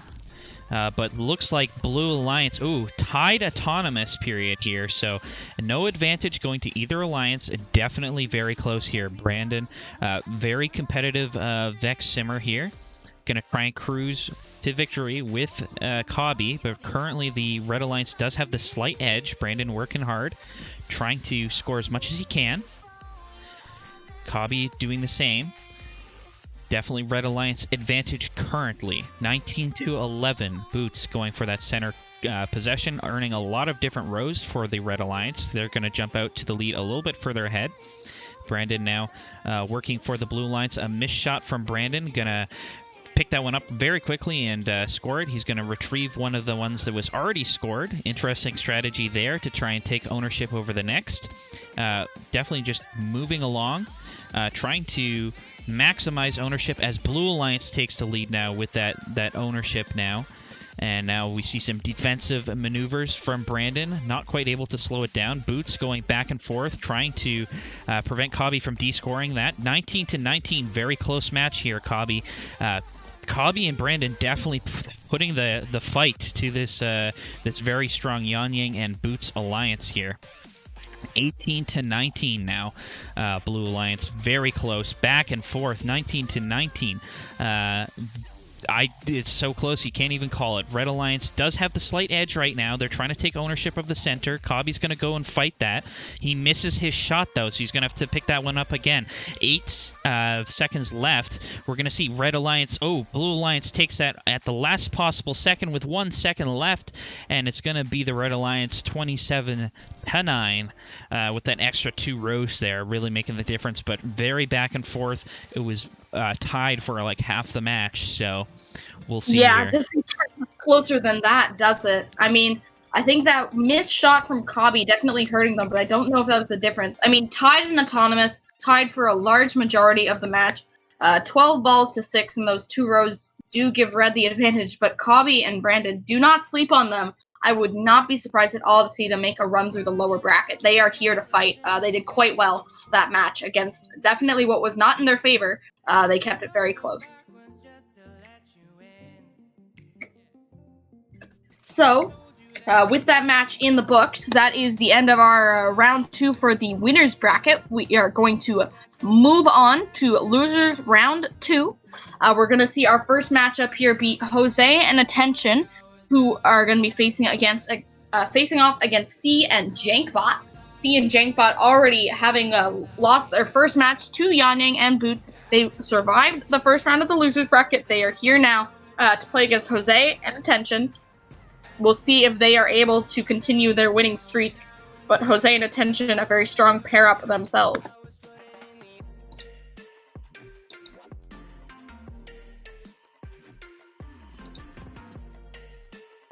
So we see right now what's not quite 4 robots, but we do get Jose popping onto the field. I can't wait to see this one. It's definitely a lot more exciting when, life is on the line. So we'll see who's able to get this match underway, or get this match kind of started off and then roll with that from there. Chat, I want to hear who you are also cheering for. If you've been eliminated, have you stuck around and hanging out? Or are you here, here for yourself and yourself only, both of which I can totally respect. But I think it'll be a lot of fun. This should be a good match coming up shortly. If it had been D-scored and scored on, that top left goal would have been a 19-point swing. That's one of the craziest things I think about this game, is just that position matters so much. I think, if you get that right goal, you are really in good position if you're keeping a better eye on the field. Bin Bear saying, let's go Jankbot. Cheering on the ones, cheering on, that blue alliance. No one in Twitch chat going for the red alliance. Seems like it do be blue alliance favored here by Twitch. People saying Boots do be vibin'. Boots do be talking about himself in the third person. Oh, okay, I see. And we are underway, by the way. Yeah, so with the match now underway, the first 10 seconds, Robots moving a little bit slow start for that blue alliance, but a tie out of Autonomous means both robots here, or both alliances here, are going to get that 3-point gap. As that one ball does miss, rolls over the top for blue and red, not having that same issue, but quickly getting scored out. But the two blue alliance robots not communicating very well, as they both went for the shot in the center at the same time, not really focusing on the rest of the field. We do see over in that corner, Jose dealing with a lot of balls in his intake at once, and a lot of them for the wrong alliance. Attention, though, de-scoring that blue goal in the corner, giving it to the red alliance, so red does have the advantage for now, 25-11. Attention missing that shot in the lower right-hand corner, but does not make the same mistake twice, does it, and gets possession of that lower goal. 19-18, so only 1 point now separating these two alliances, and as Jankbot de-scores that lower left-hand corner, they do take the lead here, 17-22 now. A very close matchup indeed. We do see now the center going under contention. A miss from Jose on the center, right now currently possessed by no one, and blue making the same mistake, missed by Jankbot. So right now it's anybody's game, as there's still a lot of balls on the field and not in the goals themselves. Blue Alliance now down by 3 points, and red now taking that center 19-15, giving them the slight edge as they have a row. Blue Alliance can't say that for themselves, and now as they have that back one, I take that back. Attention tried to de-score it, but was unable to do so. Instead, that'll go. That honor will go to his alliance partner, who gives him the diagonal row down the center. We'll see if Blue Alliance is able to come back from it. Looks like that lower, or that back left corner is going to be a big swing there in points. We'll see what Blue Alliance is able to do to combat that, as right now they kept it close, but they are down and they only have 4 seconds to fix something. So with 3 seconds left, they get the center, but red de-scoring it immediately gives them the win. 32-10, but it was so close there. That ball coming in at T=0 for Red Alliance in that center. It was left untouched for a large point of the match. You see blue balls even on top of some goals. Auto bonus going as a tie, but 11-7. and 3 rows scored for red, really making the difference in what was an incredibly back and forth match. That is our red alliance going to move forward of Jose and Attention, but C and Jankbot really giving them a good fight, and big props to them having made it through losers round number 1, almost through losers round number 2, and definitely should not be disappointed with that performance. It was very well done.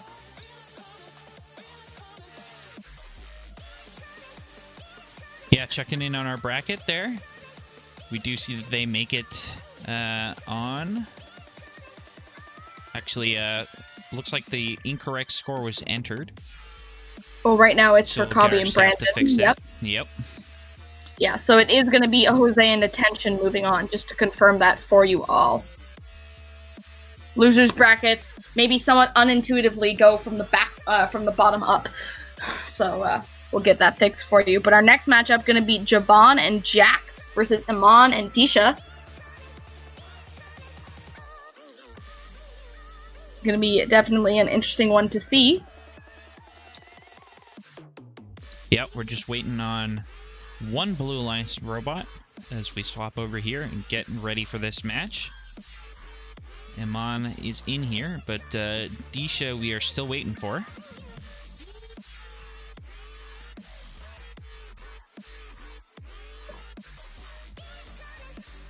Jack just practicing his cycling through. Something that I do find interesting is that you can score for your other opponent.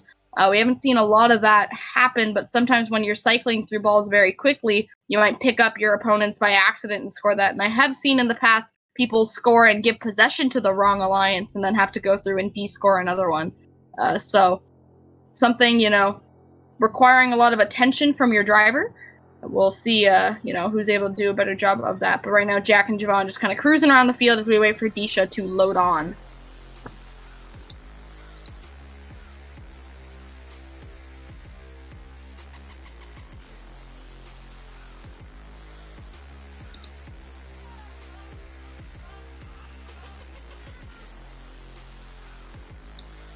Oh, it does appear that Disha's not here. So we might be playing a 2v1 for the tournament lives of the Red and Blue Alliance. We'll just wait for confirmation here from our staff.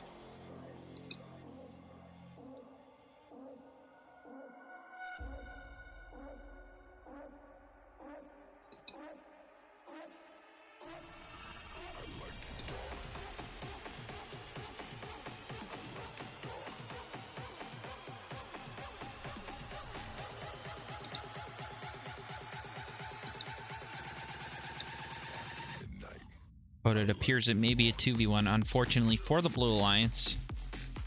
We'll see what happens. Alright, looks like we are going to get underway here.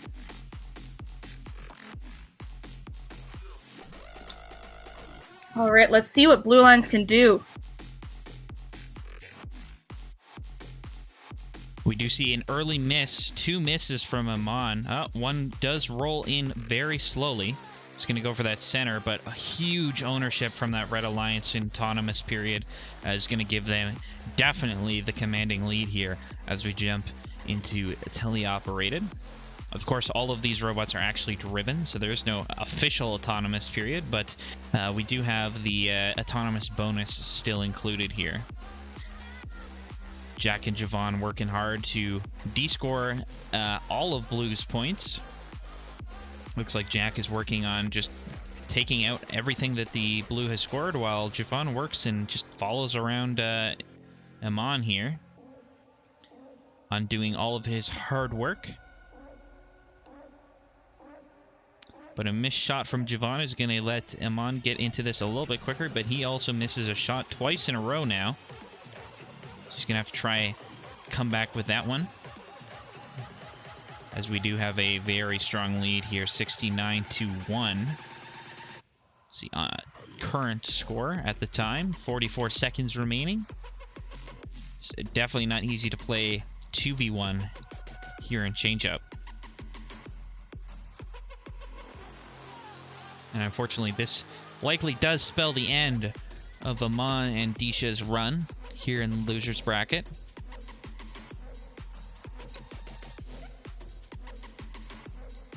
unless something dramatic changes. Maybe some Red Alliance robots start scoring for blue for the fun of it, I guess. As we do see a current perfect 70-0, as Iman does break that up. And we are almost perfect there. 69-0 gonna be your score here on the tech field. And unfortunately for Iman and Disha, that's gonna send them home out of the tournament. But good news for Javon and Jack. They're gonna move on to face against Jose and Attention up in losers round 3. And I mean, I think that one, not having a partner in Vex makes it very difficult, especially due to the unscoring and rescoring nature. You can't just outscore your opponent because they, two robots, one can just follow you around and undo all your hard work like we saw. But Iman did definitely do a very good job of trying to fight them off. It's just really not in your favor when it's a 2v1. But big props to even kind of going ahead with that. Makes it, it was good to see, and glad they didn't quite get the perfect score on you at the end. Able to keep them one shy from that 70 score. Moving on now, we will see Jacob and Dawson versus Sigh and Arash in round 17 overall, losers round 2. We're going to see Jacob and Dawson, who lost to Jake and Brennan earlier, versus Sigh and Arash, who have survived already around in the losers bracket, beating out Bim Bear and Milkman. So they're a little bit maybe more warmed up than their opponents. Although Jacob and Dawson definitely not to be counted out here. They put up a very strong score against Iman and Disha in their first round of the evening. Jacob and Dawson just not able to beat out Jake and Brennan. So in the battle of the Jakes, we're going to see this Jake again. Jacob here on Team 95 with his partner Dawson.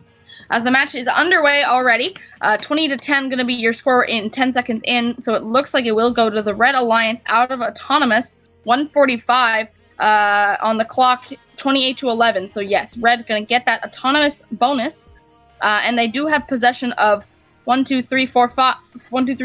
rows for the time being. We'll see what happens if they're able to kind of come back from this deficit early on that the Blue Alliance has, because Red right now, with control over the field, we do see them having possession of a lot more of those balls. One does fall out for Dawson, so that might make a bit of a difference.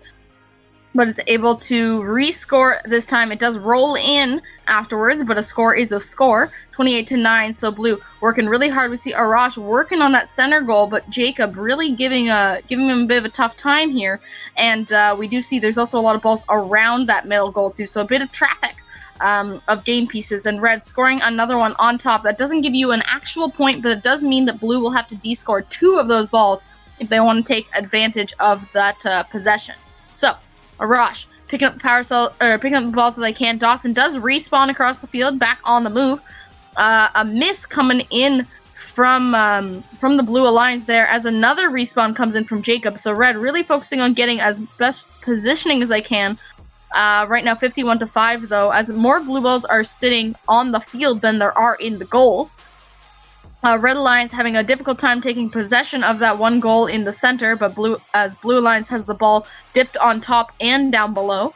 33-6, make that 51-7. That center goal really the key here for the Red Alliance. All their rows, or not all, but most of their rows crossing through that center goal. So Blue going to work hard to descore those with 4 seconds left. It may be too late, as they don't have any blue balls to replace it with, and it will be that Red Alliance of Jacob and Dawson surviving their first matchup in the losers bracket. They're gonna move on against Sigh and Arash to losers round number 3.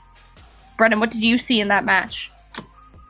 Yeah, I think the Red Alliance just outperformed on most metrics. Blue Alliance tried to keep it close. They were definitely not too shabby, but that center goal ownership, just a lot quicker for Red Alliance to own. And then while Blue Alliance was trying to get that center goal back, Red Alliance was able to get all of the edges pretty much, which really hurt the Blue Alliance in the end.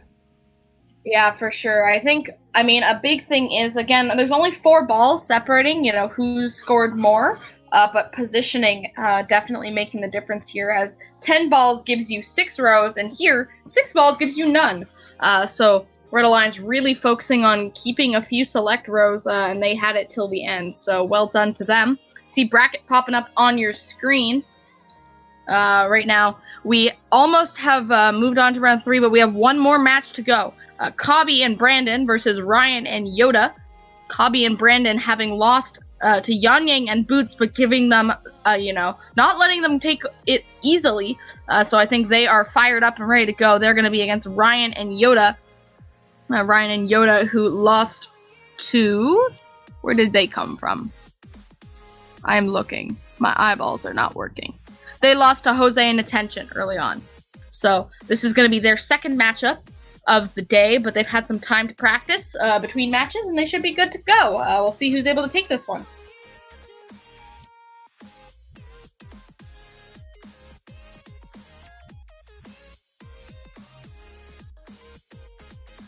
Yep, so we're just waiting on one more Blue Alliance robot. As he Ryan falls gets onto the field. in. We're going to get started shortly.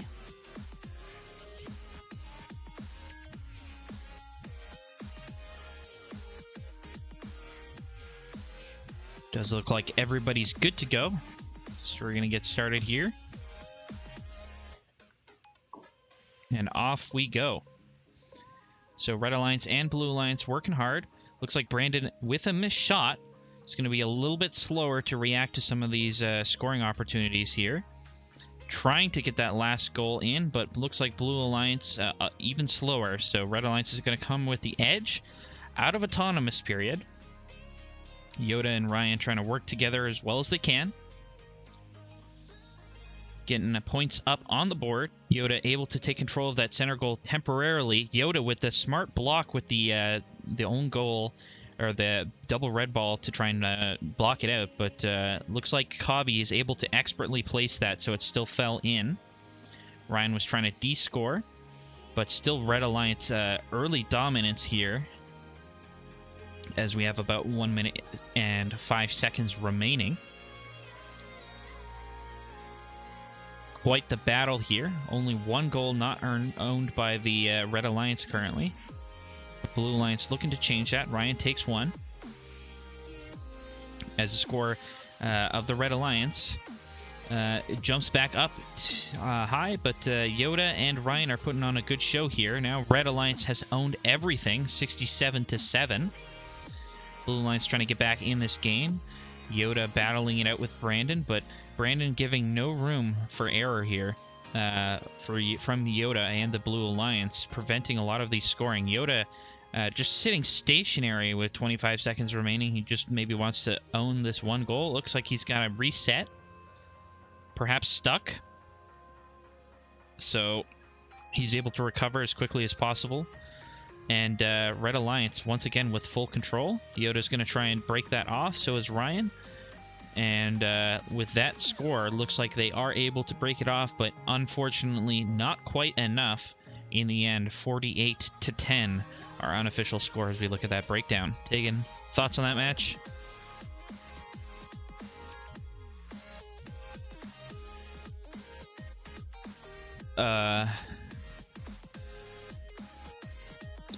Yep.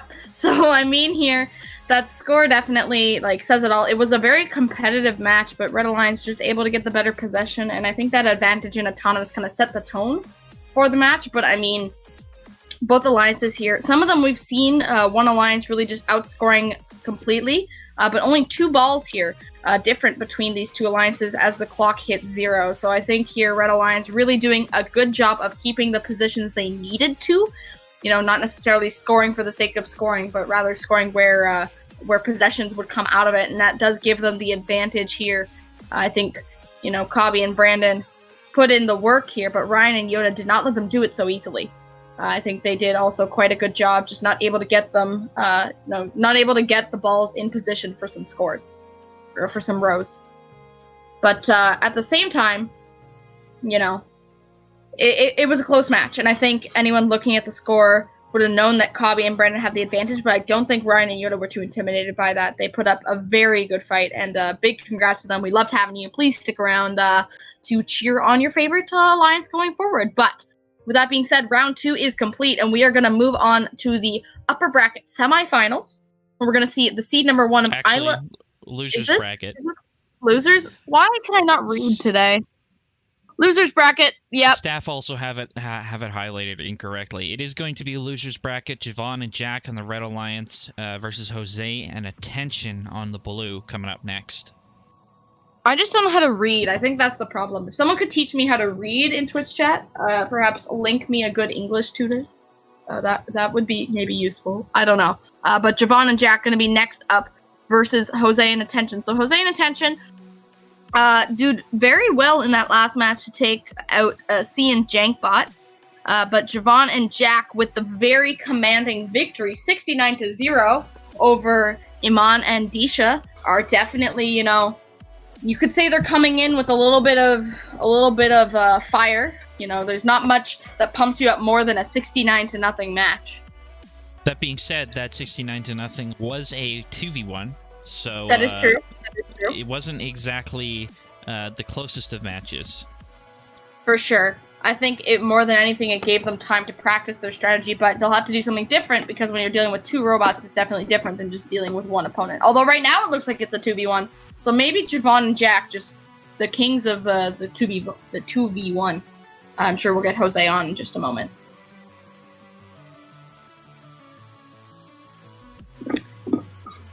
But I do think this is a pretty even matchup looking at it. I think it'll really come down to who's able to, kind of read the field better. I think that's something when you're driving, you only have the driver's view, I believe. But if they're able to kind of keep track of what is in possession where, they can really make good work of the field, really work the goals as best as possible.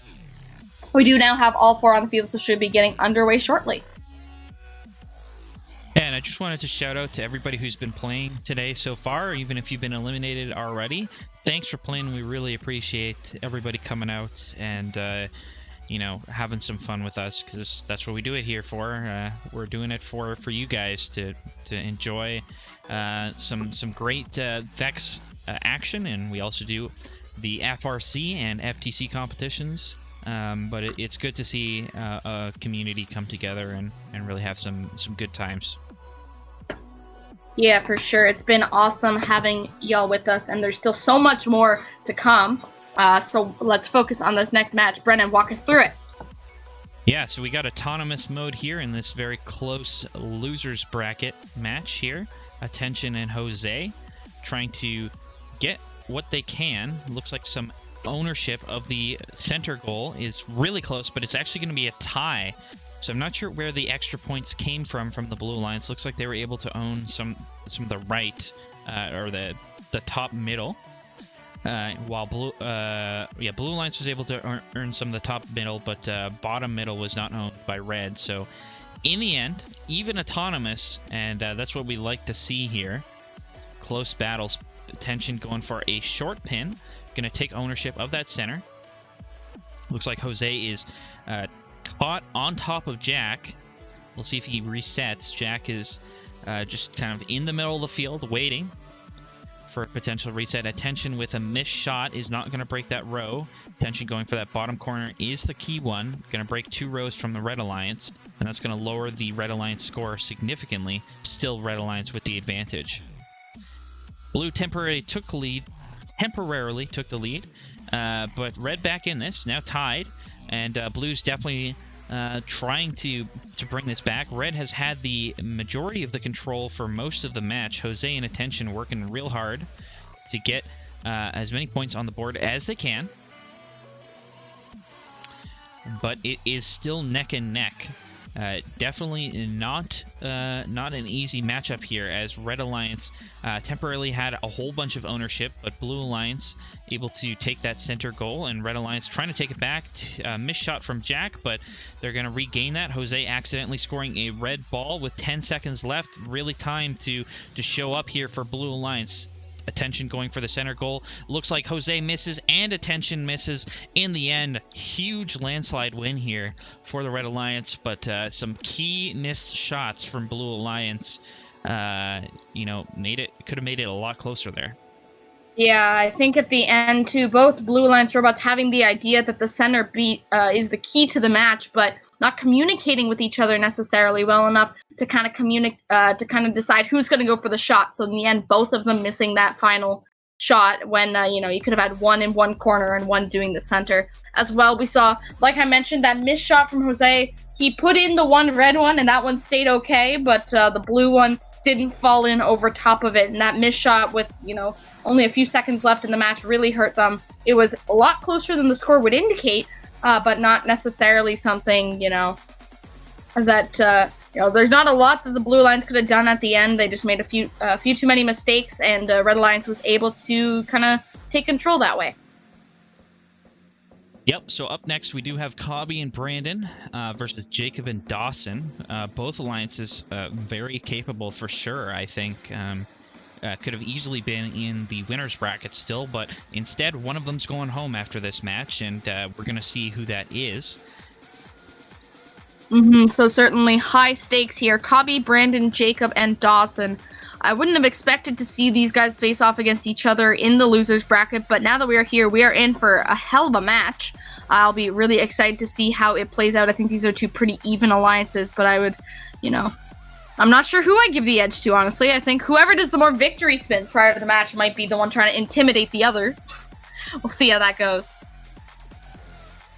And as the countdown begins, we are underway here with 2 minutes in this match, and we do see quick work being made of all the goals there. Looks like Blue did get their first row a little bit quicker. Jacob with a little bit of either a delay or waiting for the Red Alliance. Can't totally tell, but does get the ball in to get possession. But it looks like Blue Alliance actually not getting that win there in Autonomous. May have gone to Red, or it may have been a tie. Not completely sure. We'll see at the end. That ball in the the back corner there on the left side, sitting on top, missed by the Blue Alliance. So already a few mistakes coming in from Blue. Dawson going to work hard to regain kind of control, take a breath, go back at it, and does score in the middle left-hand side. Now going for the lower corner and does the same. With the red ball out of his intake, it is 16-14. Now make that 22-8. So a big swing there in that in that back right-hand corner. A big swing there for points, and looks like Blue Alliance now trying to figure out what they're going to do next. Their next move was to go to the middle, and now they're going to move on, going back to that back row that currently Red has possession of, and in fact gives them possession of that diagonal line for a brief moment until Red takes it back. But Blue Alliance now having the lead for a few seconds here. 45 seconds left in the match, so still plenty of time that we've seen in change up. A lot of these goals will kind of come down to the last few seconds. We see Blue Alliance trying to de-score that red center, and is able to get that goal for themselves, taking possession of it. Now trying to pick up another ball. That's Dawson, I believe. Yep, making his way across the field, sinks that one in. That's another few points for Blue, but Red now has 2 rows. Blue does not say that, cannot say the same. They are out of rows, and they are running out of time. With 18 seconds left, they have taken possession now with a triangle of rows. Red now not having any of their own. 23-15. So with 10 seconds left, it is still back and forth. We've seen the lead exchange hands many times here, and we're going to see it probably again with 4 seconds left. Can Blue do anything? They're dealing with a lot of defense from Red, and as the clock hits 0, it is 23-15. A very close match. We saw a lot of back and forth action here, but this one's going to go to that's going to go to our Red Alliance. Moving on. Unofficially, of course, Cobby and Brandon will wait for that score to become final from our head referee. Looks like that match may be under review for Auton. Not completely sure if it was this match or the last match, based on the timestamp of the message. But I will find out for you in just a few moments. But yes, it does say Red Alliance did have the advantage out of Autonomous right now, and that would change the outcome of the match. Each alliance scoring, between 11 and 9 balls. A lot of scoring this time around, and that gives us a very close score, which is what we like to see here. We'll just confirm when that score becomes official. Yep, so while we wait, we can look at the next match coming up. It is going to be match number 21 where we're going to see the return of Ela and RJ9, who had a very dominant performance versus Jose in Attention, to face off of Sam and Nyx, who had a pretty narrow win considering versus Javon and Jack, who are still in the losers bracket making their run. Yeah, I think this one, again, advantage, you want to say it goes to that number 1 seed. Isla and RJ9, very experienced in Vex competition, or at least second Vex competition. But we will see what Sam and Nyx are able to do. Sam and Nyx were paired up also last week, so they have a little more practice together compared to RJ9, who has to find a new partner had to find a new partner this week.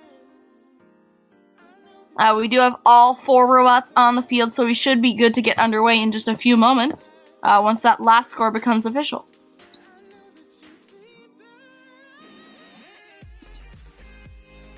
And that score does stand, so we are going to move along in just a few seconds. Cobby and Brandon booking their ticket into the losers bracket semifinals, I believe. I'm not totally sure how to read these double limb brackets, but they are moving on. We will see who they face. The loser of this match, Isla and RJ versus Sam and Nyx, will face Javon and Jack next time around. So if Sam and Nyx lose this one, it's going to be a bit of a rematch for them. We'll see what they're able to do. Brennan, take us through. Autonomous is almost over. What's happening? Yeah, looks like it is the Red Alliance who's going to come out on top here. They did control the center goal, which is really the difference maker. It's pretty standard at this level to get a full row on the back, and then just the extra removal from that Red Alliance, getting that center goal control is gonna make the difference here. So we are 18-7. Red tentatively ahead.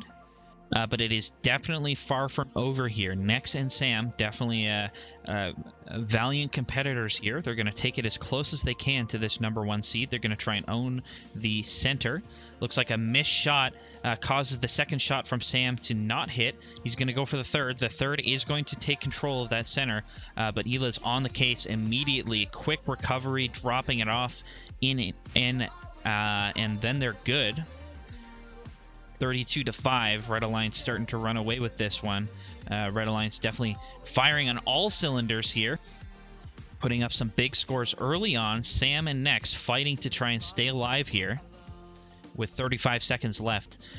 Blue Alliance trying to get back in this game. 1 row generated for this Red Alliance, now 3. But as I say that, Nyx is able to retrieve that control of one of those goals, but unfortunately their shot misses on their second attempt with 16 seconds left. Red with a pretty commanding lead here. Some more missed shots from Blue Alliance. Sam not able to hit. Trying to get control of that center is Ela and RJ9. RJ9's going to take the center there, and with 1 second left, looks like it was pretty close in the end, but it's going to be 25-7 unofficially. Something that I think that we really saw in that match was RJ9 swapping to a little bit more defense on robots as opposed to defense on scoring to nullify whatever was possible, because we do see a tie on balls scored, but the rows scored, really making the difference. There were some swing positions, to say the least, and Blue Alliance not able to get those at the end. So that means we see Isla and RJ9 surviving, and Sam and Nyx will have to face Javon and Jack again in the losers bracket. Speaking of a bracket, let's take a look at what's going on here. As you did mention, Javon and looks like that was the incorrect score being inputted again. So we will correct that shortly. Yan Yang and Boots have not played their match yet, so they're definitely not in losers bracket. But we will see Sam and Nyx playing versus Cobby and Brandon. Yeah, so, Sam and Nyx... No, it's gonna be, They're playing versus Cobby and Brandon. Yeah, you're right. They're playing as Cobby and Brandon. I don't know how to read brackets. We've determined this. But Cobby and Brandon, who have played against Yan Yang and Boots, definitely not going to be an easy matchup for Sam and Nyx, but I think they did do a very good job of keeping it close with the number 1 seed, which not a lot of people have been able to do thus far. So I think they're going to have a very good shot at it. But on the field now, we do see our matchup. And this one's going to be a big one, ladies and gentlemen. We're going to see here Jake and Brennan versus Yan Yang and Boots. Our number 2 versus our number 3 seed. Loser going to the lower bracket. We'll still have a chance to stay alive, but it'll make it a heck of a lot harder. And notably, if Yan Yang does win this match, we're going to see either RJ9 or Yan Yang lose their first elimination match ever. So both of them are undefeated in eliminations. So definitely tall order for this Red Alliance to take out this Blue Alliance. Blue Alliance looking to face against his former partner in the winners finals there, but we'll have to see what does come out of this match. For sure, and as we just wait for that bracket to get updated, and it has been now, we should be good to get this match underway. So our competitors, again, our number 2 versus our number 3 seed, and what may be our closest match of the afternoon. We'll get this underway shortly. All right. 3, 2, 1, go. All robots on the move. We see a Blue Alliance going for the balls in the center. Yan Yang de-scoring in that corner to give them possession. 17-17 for now. It's going to be the center goal that's going to determine it. In the end, looks like going to Blue Alliance. Brennan accidentally scoring for the Blue in autonomous in that center goal, and I think that gives them the auto advantage. So big mistake coming in there from Brennan and his Alliance partners. 37-8. In what looks like a very dominant match thus far for the Blue Alliance. Yan Yang just able to predict the Red Alliance's moves before they make them and take the possessions quite early on. Another missed shot coming in, this time from Jake. But now Yan Yang also struggling there. Blue one does go in. Red one cannot say the same. So 7-15 now. But that center goal being a big deciding factor in some of these rows. If the Red Lions can take it, they may have possession of a few rows themselves, having both goals in the center of both sides. So, with 58 seconds left, 16-13, this is Red Lions taking the lead for the first time thus far in the match, and we'll see if they're able to hold it, because Blue Alliance has gotten that corner, and big hits between Boots and I believe that's Jake in the center as they just kind of contest over one another. So it's going to be Brennan versus Yan Yang dancing around the field, trying to play off each other's movements. We'll see Brennan, having made that mistake earlier on, not looking to do the same. Does get possession of a row for Red with 30 seconds left, 15-11. Now your score. Jake having to respawn, almost lands on top of Brennan, but does get back underway. Now it's going to be Brennan looking to take possession of that center goal, and they do so. 11-25 though. So right now, match in the Blue Alliance's hands as we get 15 seconds left in the match.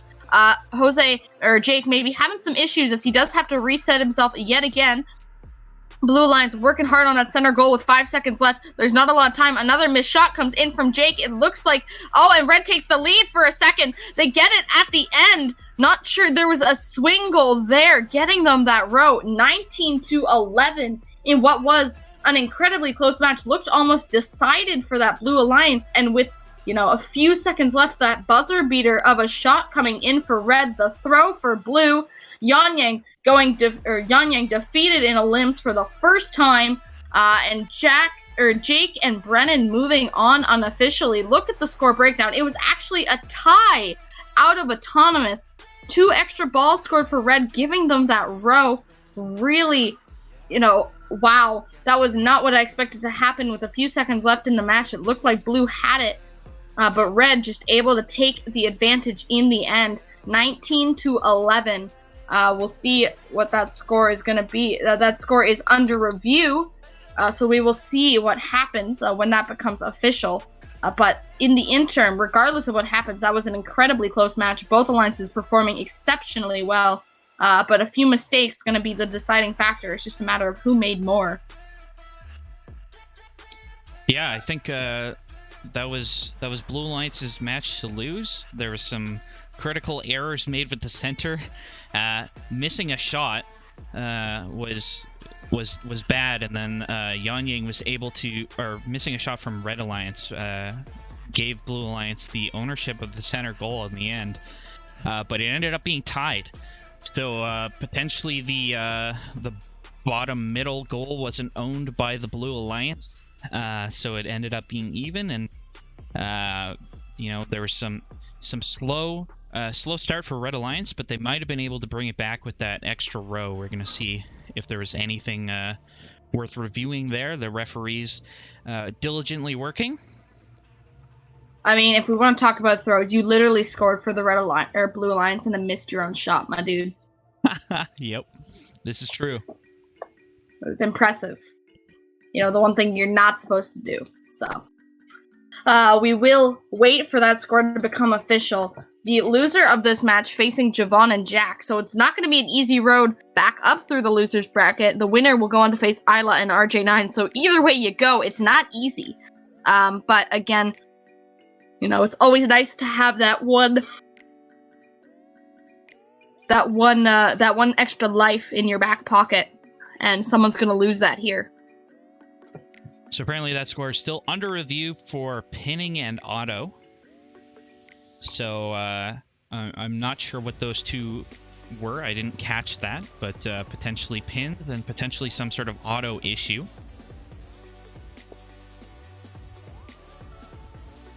And looks like score will stand officially from the head ref. Yeah, so our head ref's working diligently behind the scenes. Jake and Brennan gonna move on to face Isla and RJ9, while Yang Yang and Boots gonna have a quick turnaround. They get one match off before they have to play again against Javon and Jack in the losers semifinals.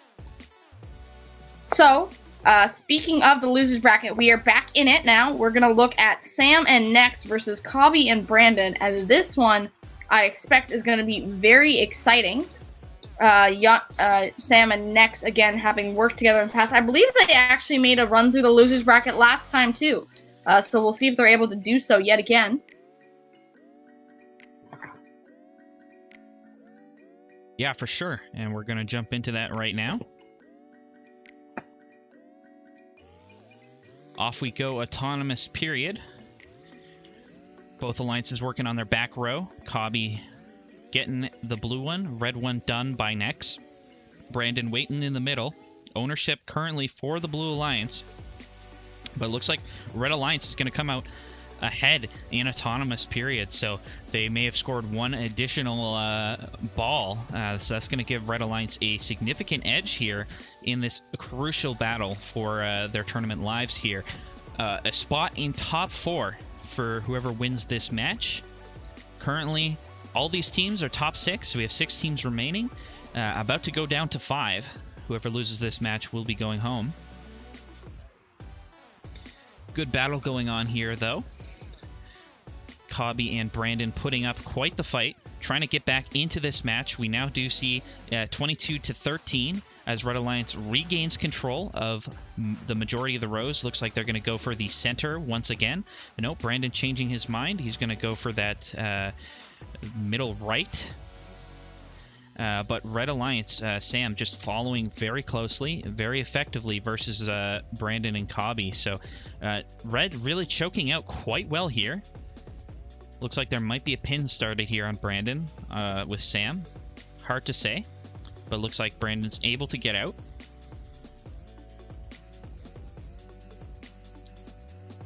And Red Alliance still with a pretty dominant lead here, 40-8. Lots of rows earned currently, but Brandon is on a tear here, on a mission. He's just scored 3 balls in about 10 seconds, and now 4, now 5, trying to get ownership back. He is on a tear. He has regained the lead for Blue Alliance. He's been firing on all cylinders, but Red Alliance comes back. Cobby has the center. Can they generate another row from 14-19? And it wasn't quite enough. Blue Alliance had the lead temporarily. They brought it back really close at the end, but it wasn't quite enough in the end. Unofficially, of course, Red Alliance is going to be moving on here.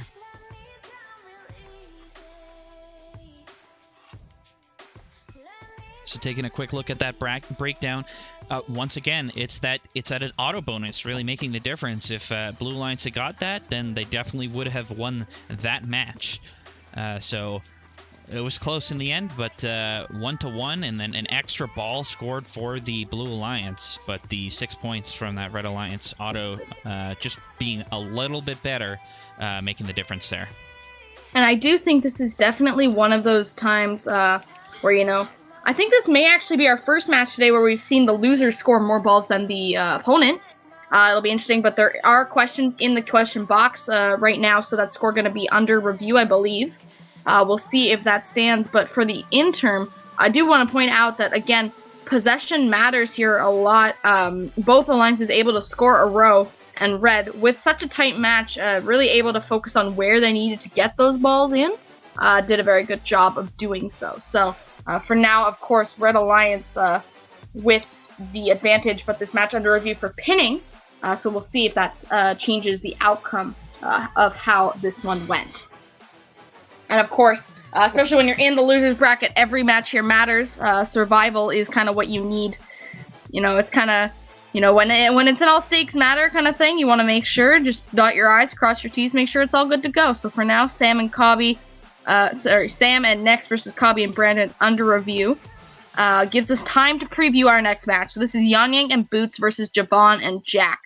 And here we saw Yanyang and Boots throw against Jake and Brennan. Will they do the same, or are they a little more composed and ready to fight against Javon and Jack?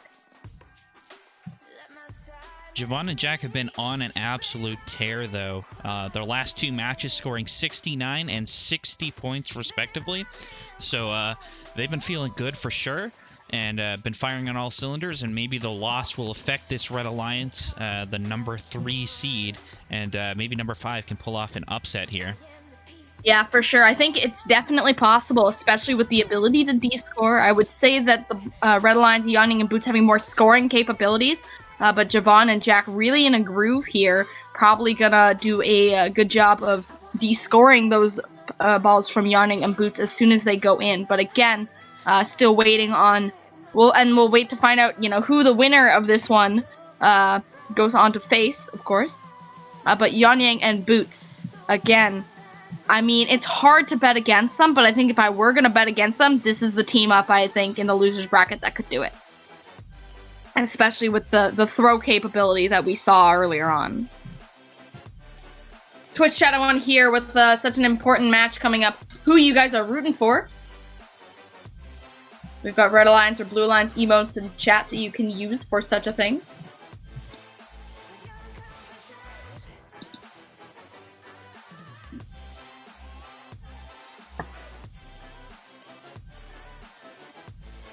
But for the time being, just waiting on results. Brennan, who do you think this one leans in favor of?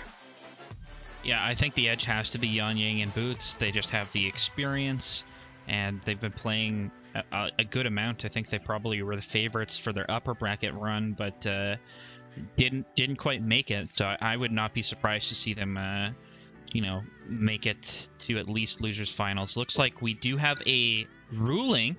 Looks like there will be a disqualification against Sam and Nex for what I assume would be pinning. We will wait to confirm. Yep, that is confirmed. The clip, I'm going to post that in Twitch chat for you now.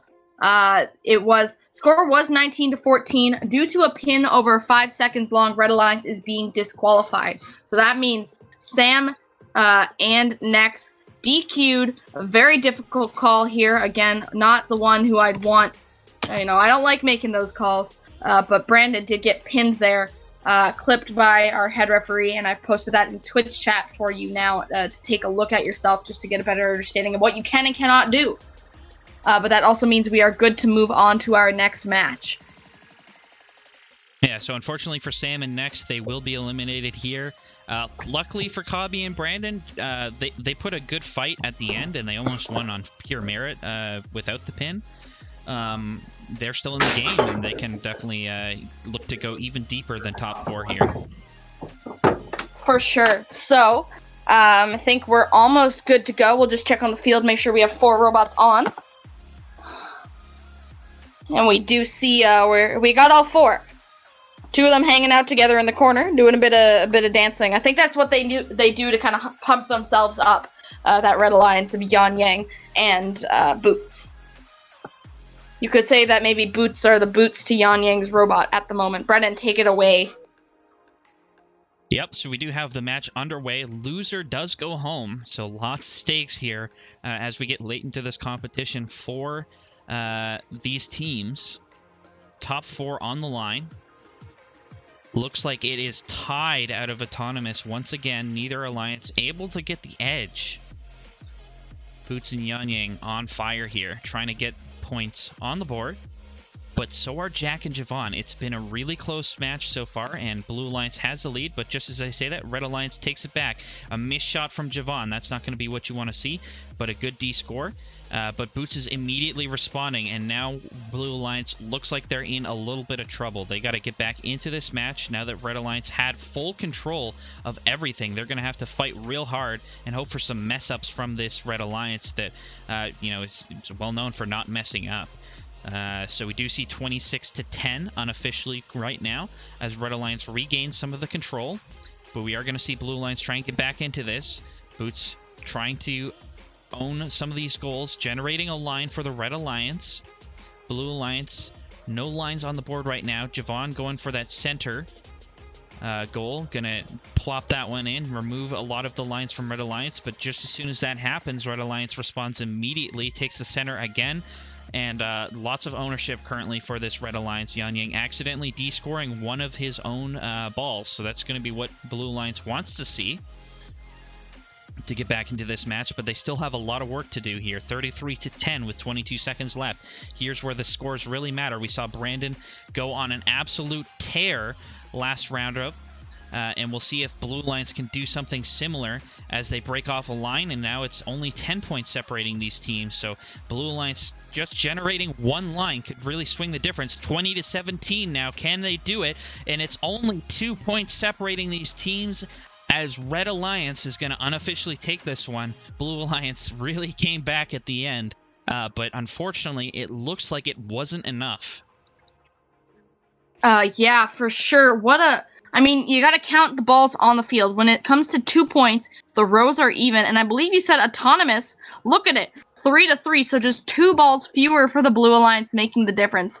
It's a very close match when that happens. And I think Blue Alliance did an exceptional job of bringing the fight to that Red Alliance. But Red Alliance able to just hold on, had a few more balls in the goals there. And were just able to hold on this time around. But so they will go on to face Cobby and Brandon. Obviously, Yanyang and Boots having that tough loss earlier in the upper bracket, surviving to move on would have been very difficult. Especially, Javon and Jack did make an impressive run through the loose bracket, surviving 3 rounds in the instant elimination method. But you see that bracket up on your screen now. Our losers finals gonna be Cobby and Brandon and Yanyang and Boots. So a quick turnaround for YY and Boots coming up. Cobby and Brandon going to pop onto the Red Alliance this time. And then we'll see those two face off against each other. So this is a rematch. Remember, the first matchup of Yanyang, or second matchup of Yanyang and Boots and Cobby and Brandon, they faced off against each other, and it was pretty close. But it was Yanyang and Boots taking the win on that one. So we got to say that the advantage definitely has to go to the Blue Alliance, Yanyang and Boots, into this upcoming match. But it's going to be close. It's not going to be easy for either of these alliances, and they have to be playing on point here. And I think to some degree, Yanyang and Boots have their last 2 matches haven't looked that great. They had a very strong start, but as the match got towards the end, they didn't really have the best ending. And kind of the opposite has been true actually for Cobby and Brandon. They started off quite slow in their last match, but we saw Brandon really putting in the work at the end to bring Blue Alliance back into the game of the match that they just recently played. So it's going to be interesting to see if Blue Alliance has that lead at the beginning. You might say that they'd be favored to make it to the next round, top 3. Yeah, I think both of these alliances actually very different in their play styles. As you mentioned, Yanyang and Boots always off to a strong start, but then at the end not really knowing where to go when they have the lead, and then it means that the match can quickly turn. Cobby and Brandon, on the other hand, no stranger to being down in a match, and I'm sure they will be working diligently to kind of come back at the end, but I would not be surprised. This is kind of the perfect storm right now, right? You've got a very strong beginner alliance and a very strong ending alliance facing off against each other. It'll really come down to who is more proficient in their strength, and then go from there.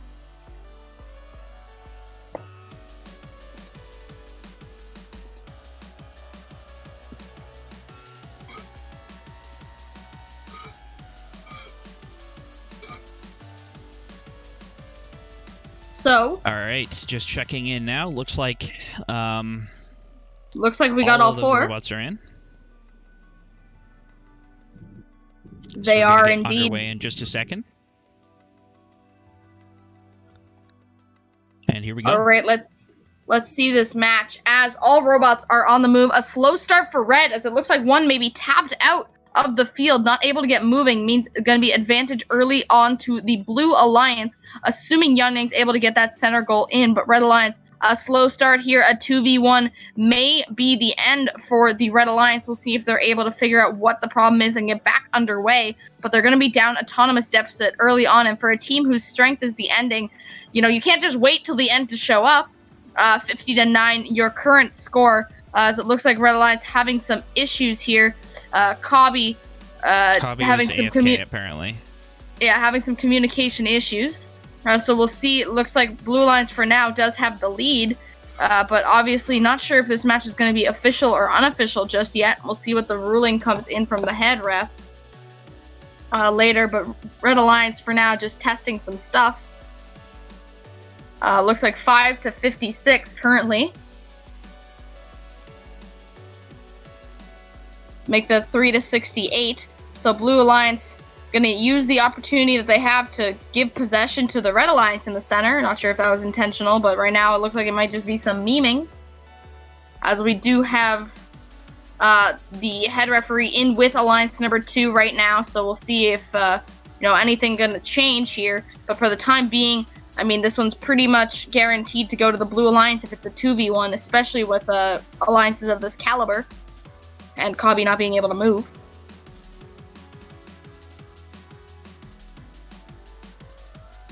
We will see, but right now, with 15 seconds left in the match, if this score did stand, it would be our Blue Alliance moving on.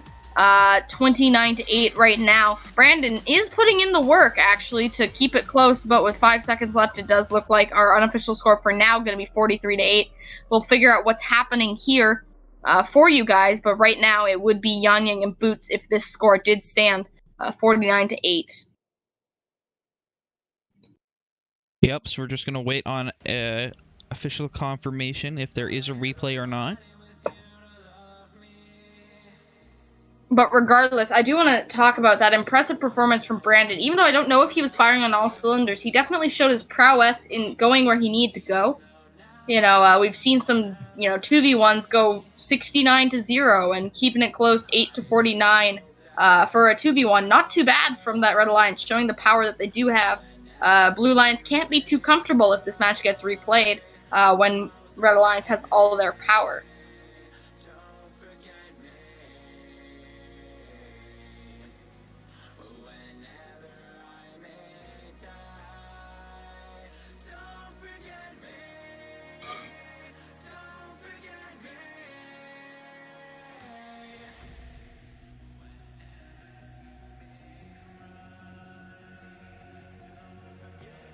Looks like just a little bit of debate happening in the time being. Looks like the likely replay. Okay. Sounds good. We'll just get that confirmed.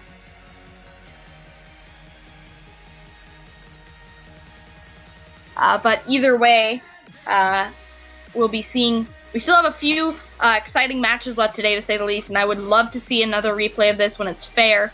A fair 2v2, because I think this one could be another one of those very close matchups. And I think the Blue Alliance has recognized that because they're practicing. They are not getting too comfortable with letting it be. They're practicing as much as they can. And that ruling has come in. It will be a replay, so we're going to wait till we make sure all robots are good to go before we get this match back underway. So the score you see, just a bit of a meme. These are quality memes coming in from Second Robotics.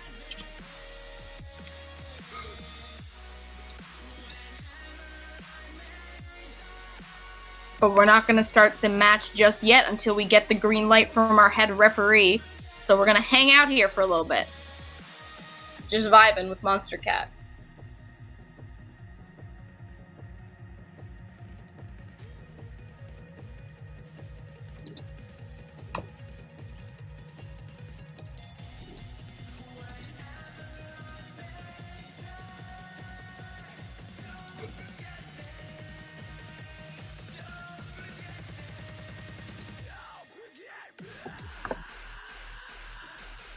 All right, so replay is confirmed. Not sure if you had mentioned that. I was just checking on some of the messages here. Yep, we have discussed that, but that's okay. You don't need to listen to what I say. It's fine. It's fine. It's fine. So we're just going to wait for Cobby to move. And make sure that he's ready, because we do not want to start without him.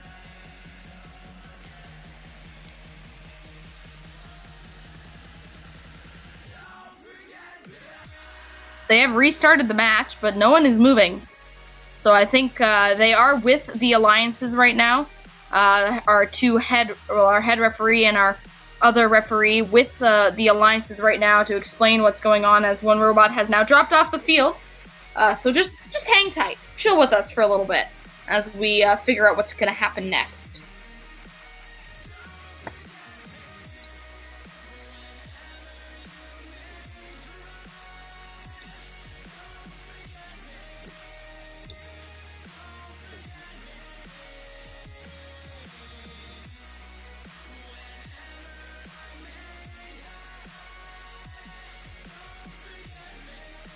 All right, looks like they are ready this time.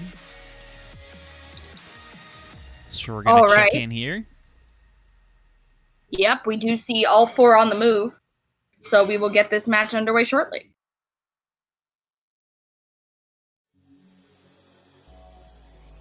All right, let's go. All four robots now, a true 2v2 as we get this match underway. Red Alliance quick to score, and it looks like he's already kind of perched at the center. Blue Alliance has possession of that middle goal for the time being, but Red not going to let that happen so easily. But Blue not letting them de-score that ball underneath means that Blue Alliance did get possession of it, despite having Red on top, as only the third ball in the goal does count. So right now, Blue Alliance with the advantage, as they had out of auto, 10-29 for the Blue Alliance in the time being. But Red Alliance now having two robots, definitely putting up a fight. We do see Cobby scoring that row for the Red Alliance down that right side. And now one in the back as well. Yang trying to follow and de-score Cobby's movements. Getting a row now for that Blue Alliance, but is definitely not guaranteed win for them just yet. Especially as we do see Brandon putting in that center. That gave a bit of a lead there to the Red Alliance. 17, now 22-17. A score very back and forth, especially as we see Yang trying to de-score any those balls that do go in, and we do have Blue now taking the lead here with 49 seconds left in the match, but it's still anybody's game to say the least, because now Red has the lead. 3 rows coming in the center being the deciding factor, and we will see now a bunch of rows. That one in the corner giving a big swing in the points to Red Alliance, 36-14. So Blue Alliance has to find which one that is if they want to nullify all of those rows, and it looks like they have removed the majority of them. Still one along the side for the Red, and Red now getting that corner back. I think that's the one that makes the difference here.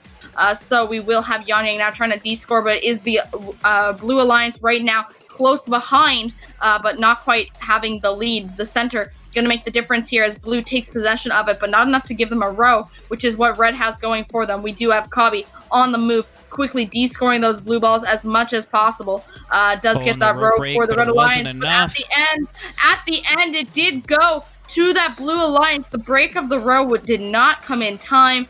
15-21 in what looked like it was going to the Red Alliance for a brief moment, as they had so many rows in their possession. They just couldn't hold it till the end. 15-21, and I think that one you can say it was autonomous, really. That's the 6 points difference between these two alliances. So we'll wait for that match score to get confirmed, and it does stand. So that means that Yang and Boots surviving here after being I felt physical pain for both alliances at many points. That was such a close match indeed. And it is going to be that blue alliance of Yang Yang and Boots moving on to the losers round number finals, I guess. Round number finals, close enough. Cobby and Brandon, though, very well done. They made it through 4 rounds of the losers bracket, or 3 rounds of the losers bracket before facing off against Yang Yang and Boots, and did a very good job. So big props to them. But Yang Yang and Boots going to be the ones who we see face off against the loser of our next match. And this next match is going to be a big one here. Isla and RJ9 versus Jake and Brennan. I am excited to see who takes this one. Our number 1 and our number 2 seed. You know, it's essentially the best of the best facing off against each other here. Just going to make sure we got all 4 robots moving on the field. Just waiting for Brennan to start moving. As currently he is not moving. Now he is moving. So, the winner of this match guaranteed to go into our, I believe this is our upper bracket finals, but not our grand finals quite yet. The loser here does still have a chance to make their run back up. The loser here having to face YY and Boots again, but neither alliance wants to do so. Winning this one gives you a guaranteed top 2 position. So, as we get this match underway, get on the edge of your seats because this is going to be a good one. We see moves, quick and autonomous. 1 missed shot from Blue already. That's going to hurt them a lot, but the battle's going to be over the center. It looks like Blue does have possession of that center goal out of autonomous, giving them the edge here. 13-22, extra 6 points, going to go to that Blue alliance. And it can't come too quickly for them because they're already down now, 19-15. Brennan, 44-76, making quick work of those red balls, trying to score some blue ones of his own. And does so, but no Rose currently in possession for Blue. Red having the one down the side now. Blue having one and getting quickly descored by Isla, who is in the center. 12-13, 13-13, now 19-13 as we see an extra row coming in from Red in the back, but Brennan descoring that. We're seeing a lot of back and forth action. Brennan and his partner Jake working diligently, knocking that one in that was sitting perched on the edge. The middle going largely uncontested for the time being, but not necessarily going to be guaranteed just yet. We'll see people shift their focus to it later. Brennan getting a row for his Blue alliance as Isla now, as we say that, going to the center, makes a look at it, but not able to get it. Does score it now for the Red Alliance after a few brief moments. 14, make that 7-19. So that was a big score there for the Blue Alliance. Brennan getting that one in the corner while Jake following suit. Jake doing an excellent job of just getting those ones where he needs to and descoring the red balls. Gets that center one. The very hard goal to score in and is able to do so quite easily. Brennan, though, trying to nullify Rose as there's been a big swing in the rows for the Red Alliance. They found some goals that Blue had left untouched for a brief moment. And now it is going to be down to the wire here. 18 seconds left in the match and still anybody's game as the lead keeps exchanging hands. Brennan D scores one for that Red Alliance, but Red Alliance right now with 4 rows compared to none for that Blue Alliance. What can Blue Alliance do in the last 5 seconds of this match? Looks like Brennan might try and get one. That's going to be a big D score, but it's not going to be enough. And Brennan and Jake not making it through. They had the lead out of autonomous, but could not hold it on, only scoring 4 balls at the end of the match and no rows to their name. So we will see, despite the win in auto, this one's going to go to the Red Alliance. Isla and RJ9. RJ9 continuing his undefeated streak. Jake and Brennan having to fight now for Yang Yang and Boots. And this one was so close last time. This is a rematch where before it was 19-11, but that was where we saw a big throw from that Blue Alliance, and Yang Yang and Boots do not want to do that again, so this is going to be some deja vu for them. We'll just wait for us to get all the robots back on the field. But Isla and RJ9 did a very good job there. They really came back from that early deficit and just commanding control over possessions there, making the difference. Blue Alliance, not much they could do at the end. They did have possession in the lead for a while, but just weren't able to hold on when it mattered. We'll see what happens this time.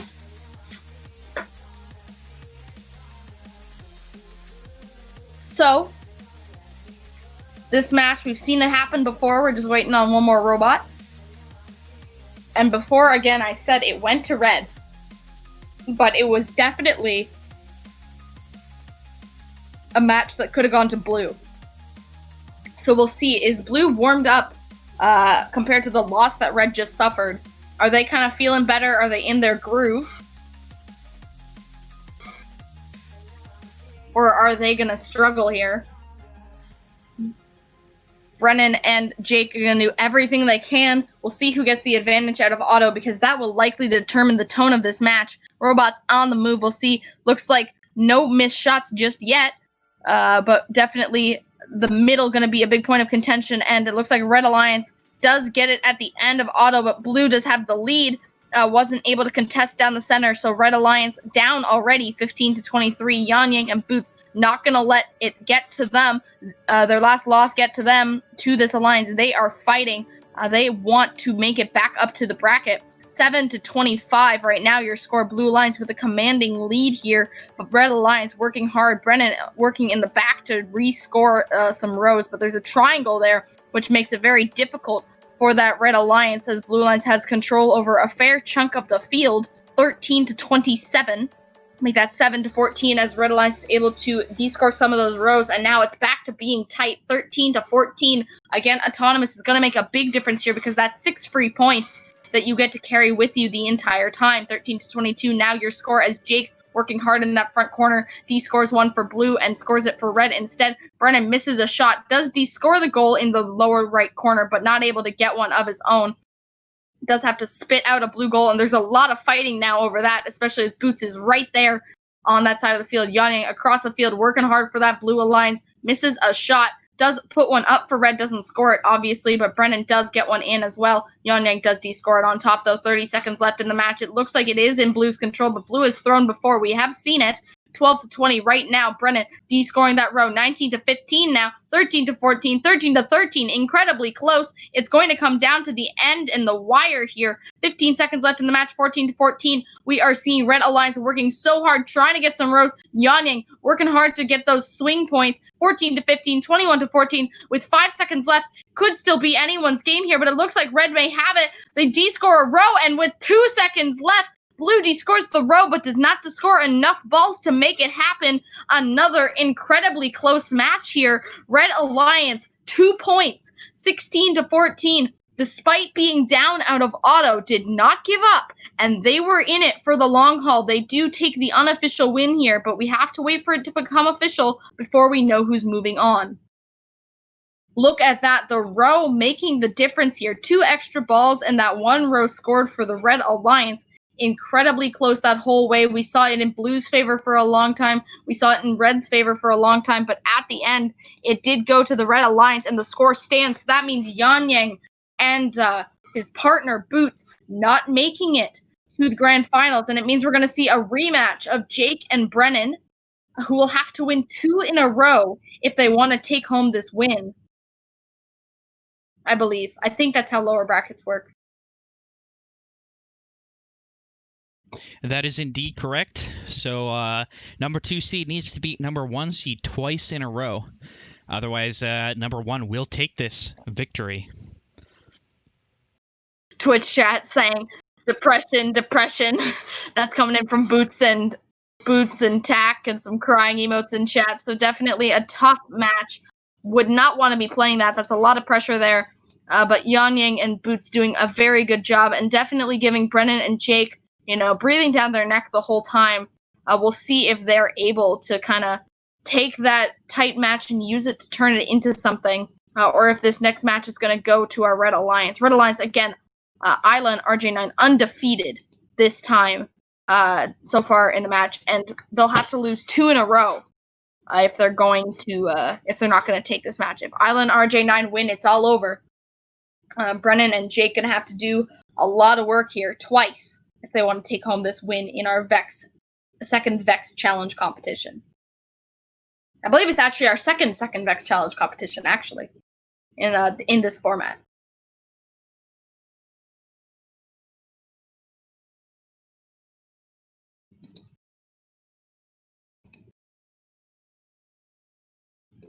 So, I mean, I'm not going to ask you for your predictions. You're literally in the match, Brennan. But we will definitely see. I want to see a close match, so make it close, okay? We will see what we can do. All right. We do have all 4 robots on the field, so we should be good to get underway shortly. All right. This is the finals, ladies and gentlemen. Robots are on the move here. This is a high-pressure match here, especially for this Blue Alliance who needs 2 wins in a row to make it through. 21-14. It looks like the race at the end to get that center goal ends up being a tie.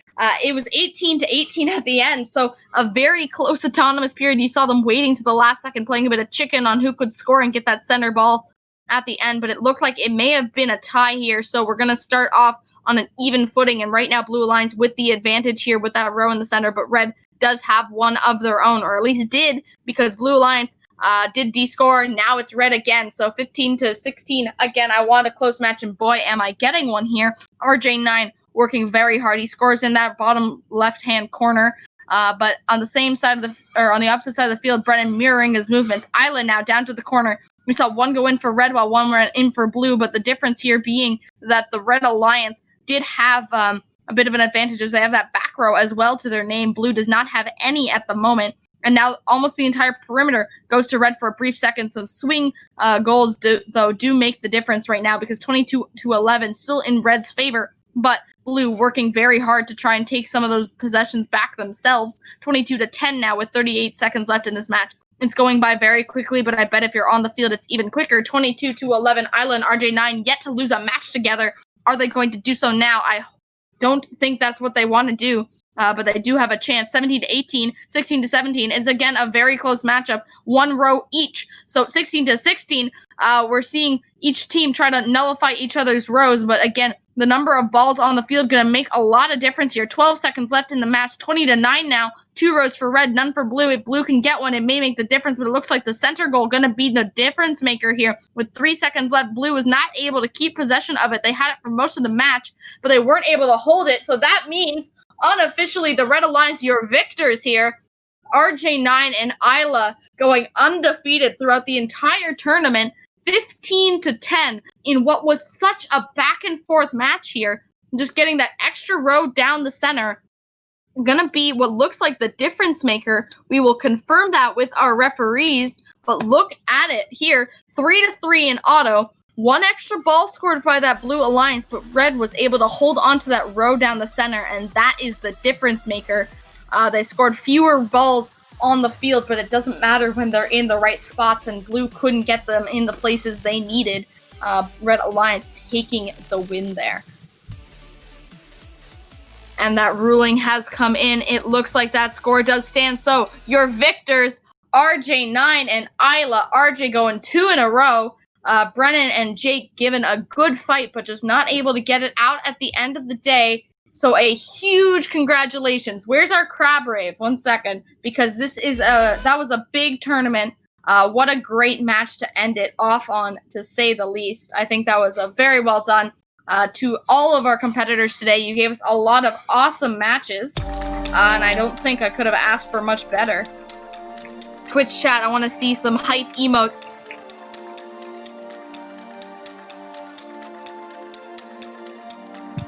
GG's all around. There we go.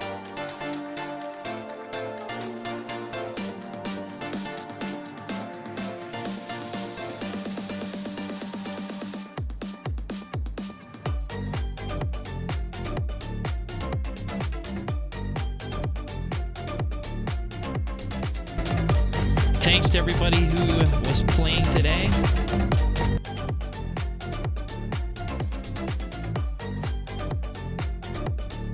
Yeah, thanks to everyone. We loved having you here. It was great having you chill out with us today on this lovely Sunday afternoon or evening or morning, depending where you are in the world. Regardless, we love having you here. Winners RJ9 and Isla, great job, guys. Now, RJ, you got to find another partner again. So good luck with that for our next tournament. But RJ very strong. RJ 2 OP. Please nerf. So, again, thanks for chilling with us. Remember, if you want more content like this on First Updates now, we do a lot of second competitions giving you some awesome content. Tomorrow night, we're going to have Monday Night Six-Mans, where it's the Tegan and Cobby chatting hour, or at least it has been for the last little bit. It's a little bit more casual, some ranked matches, no experience required, a lot of good fun. So we'll see you guys then. In the interim, we hope you're all having a good summer as the weather gets a little bit better. Hope you're all staying safe, staying healthy, and thanks for hanging out with us on First Updates Now. All right, have a good night, guys.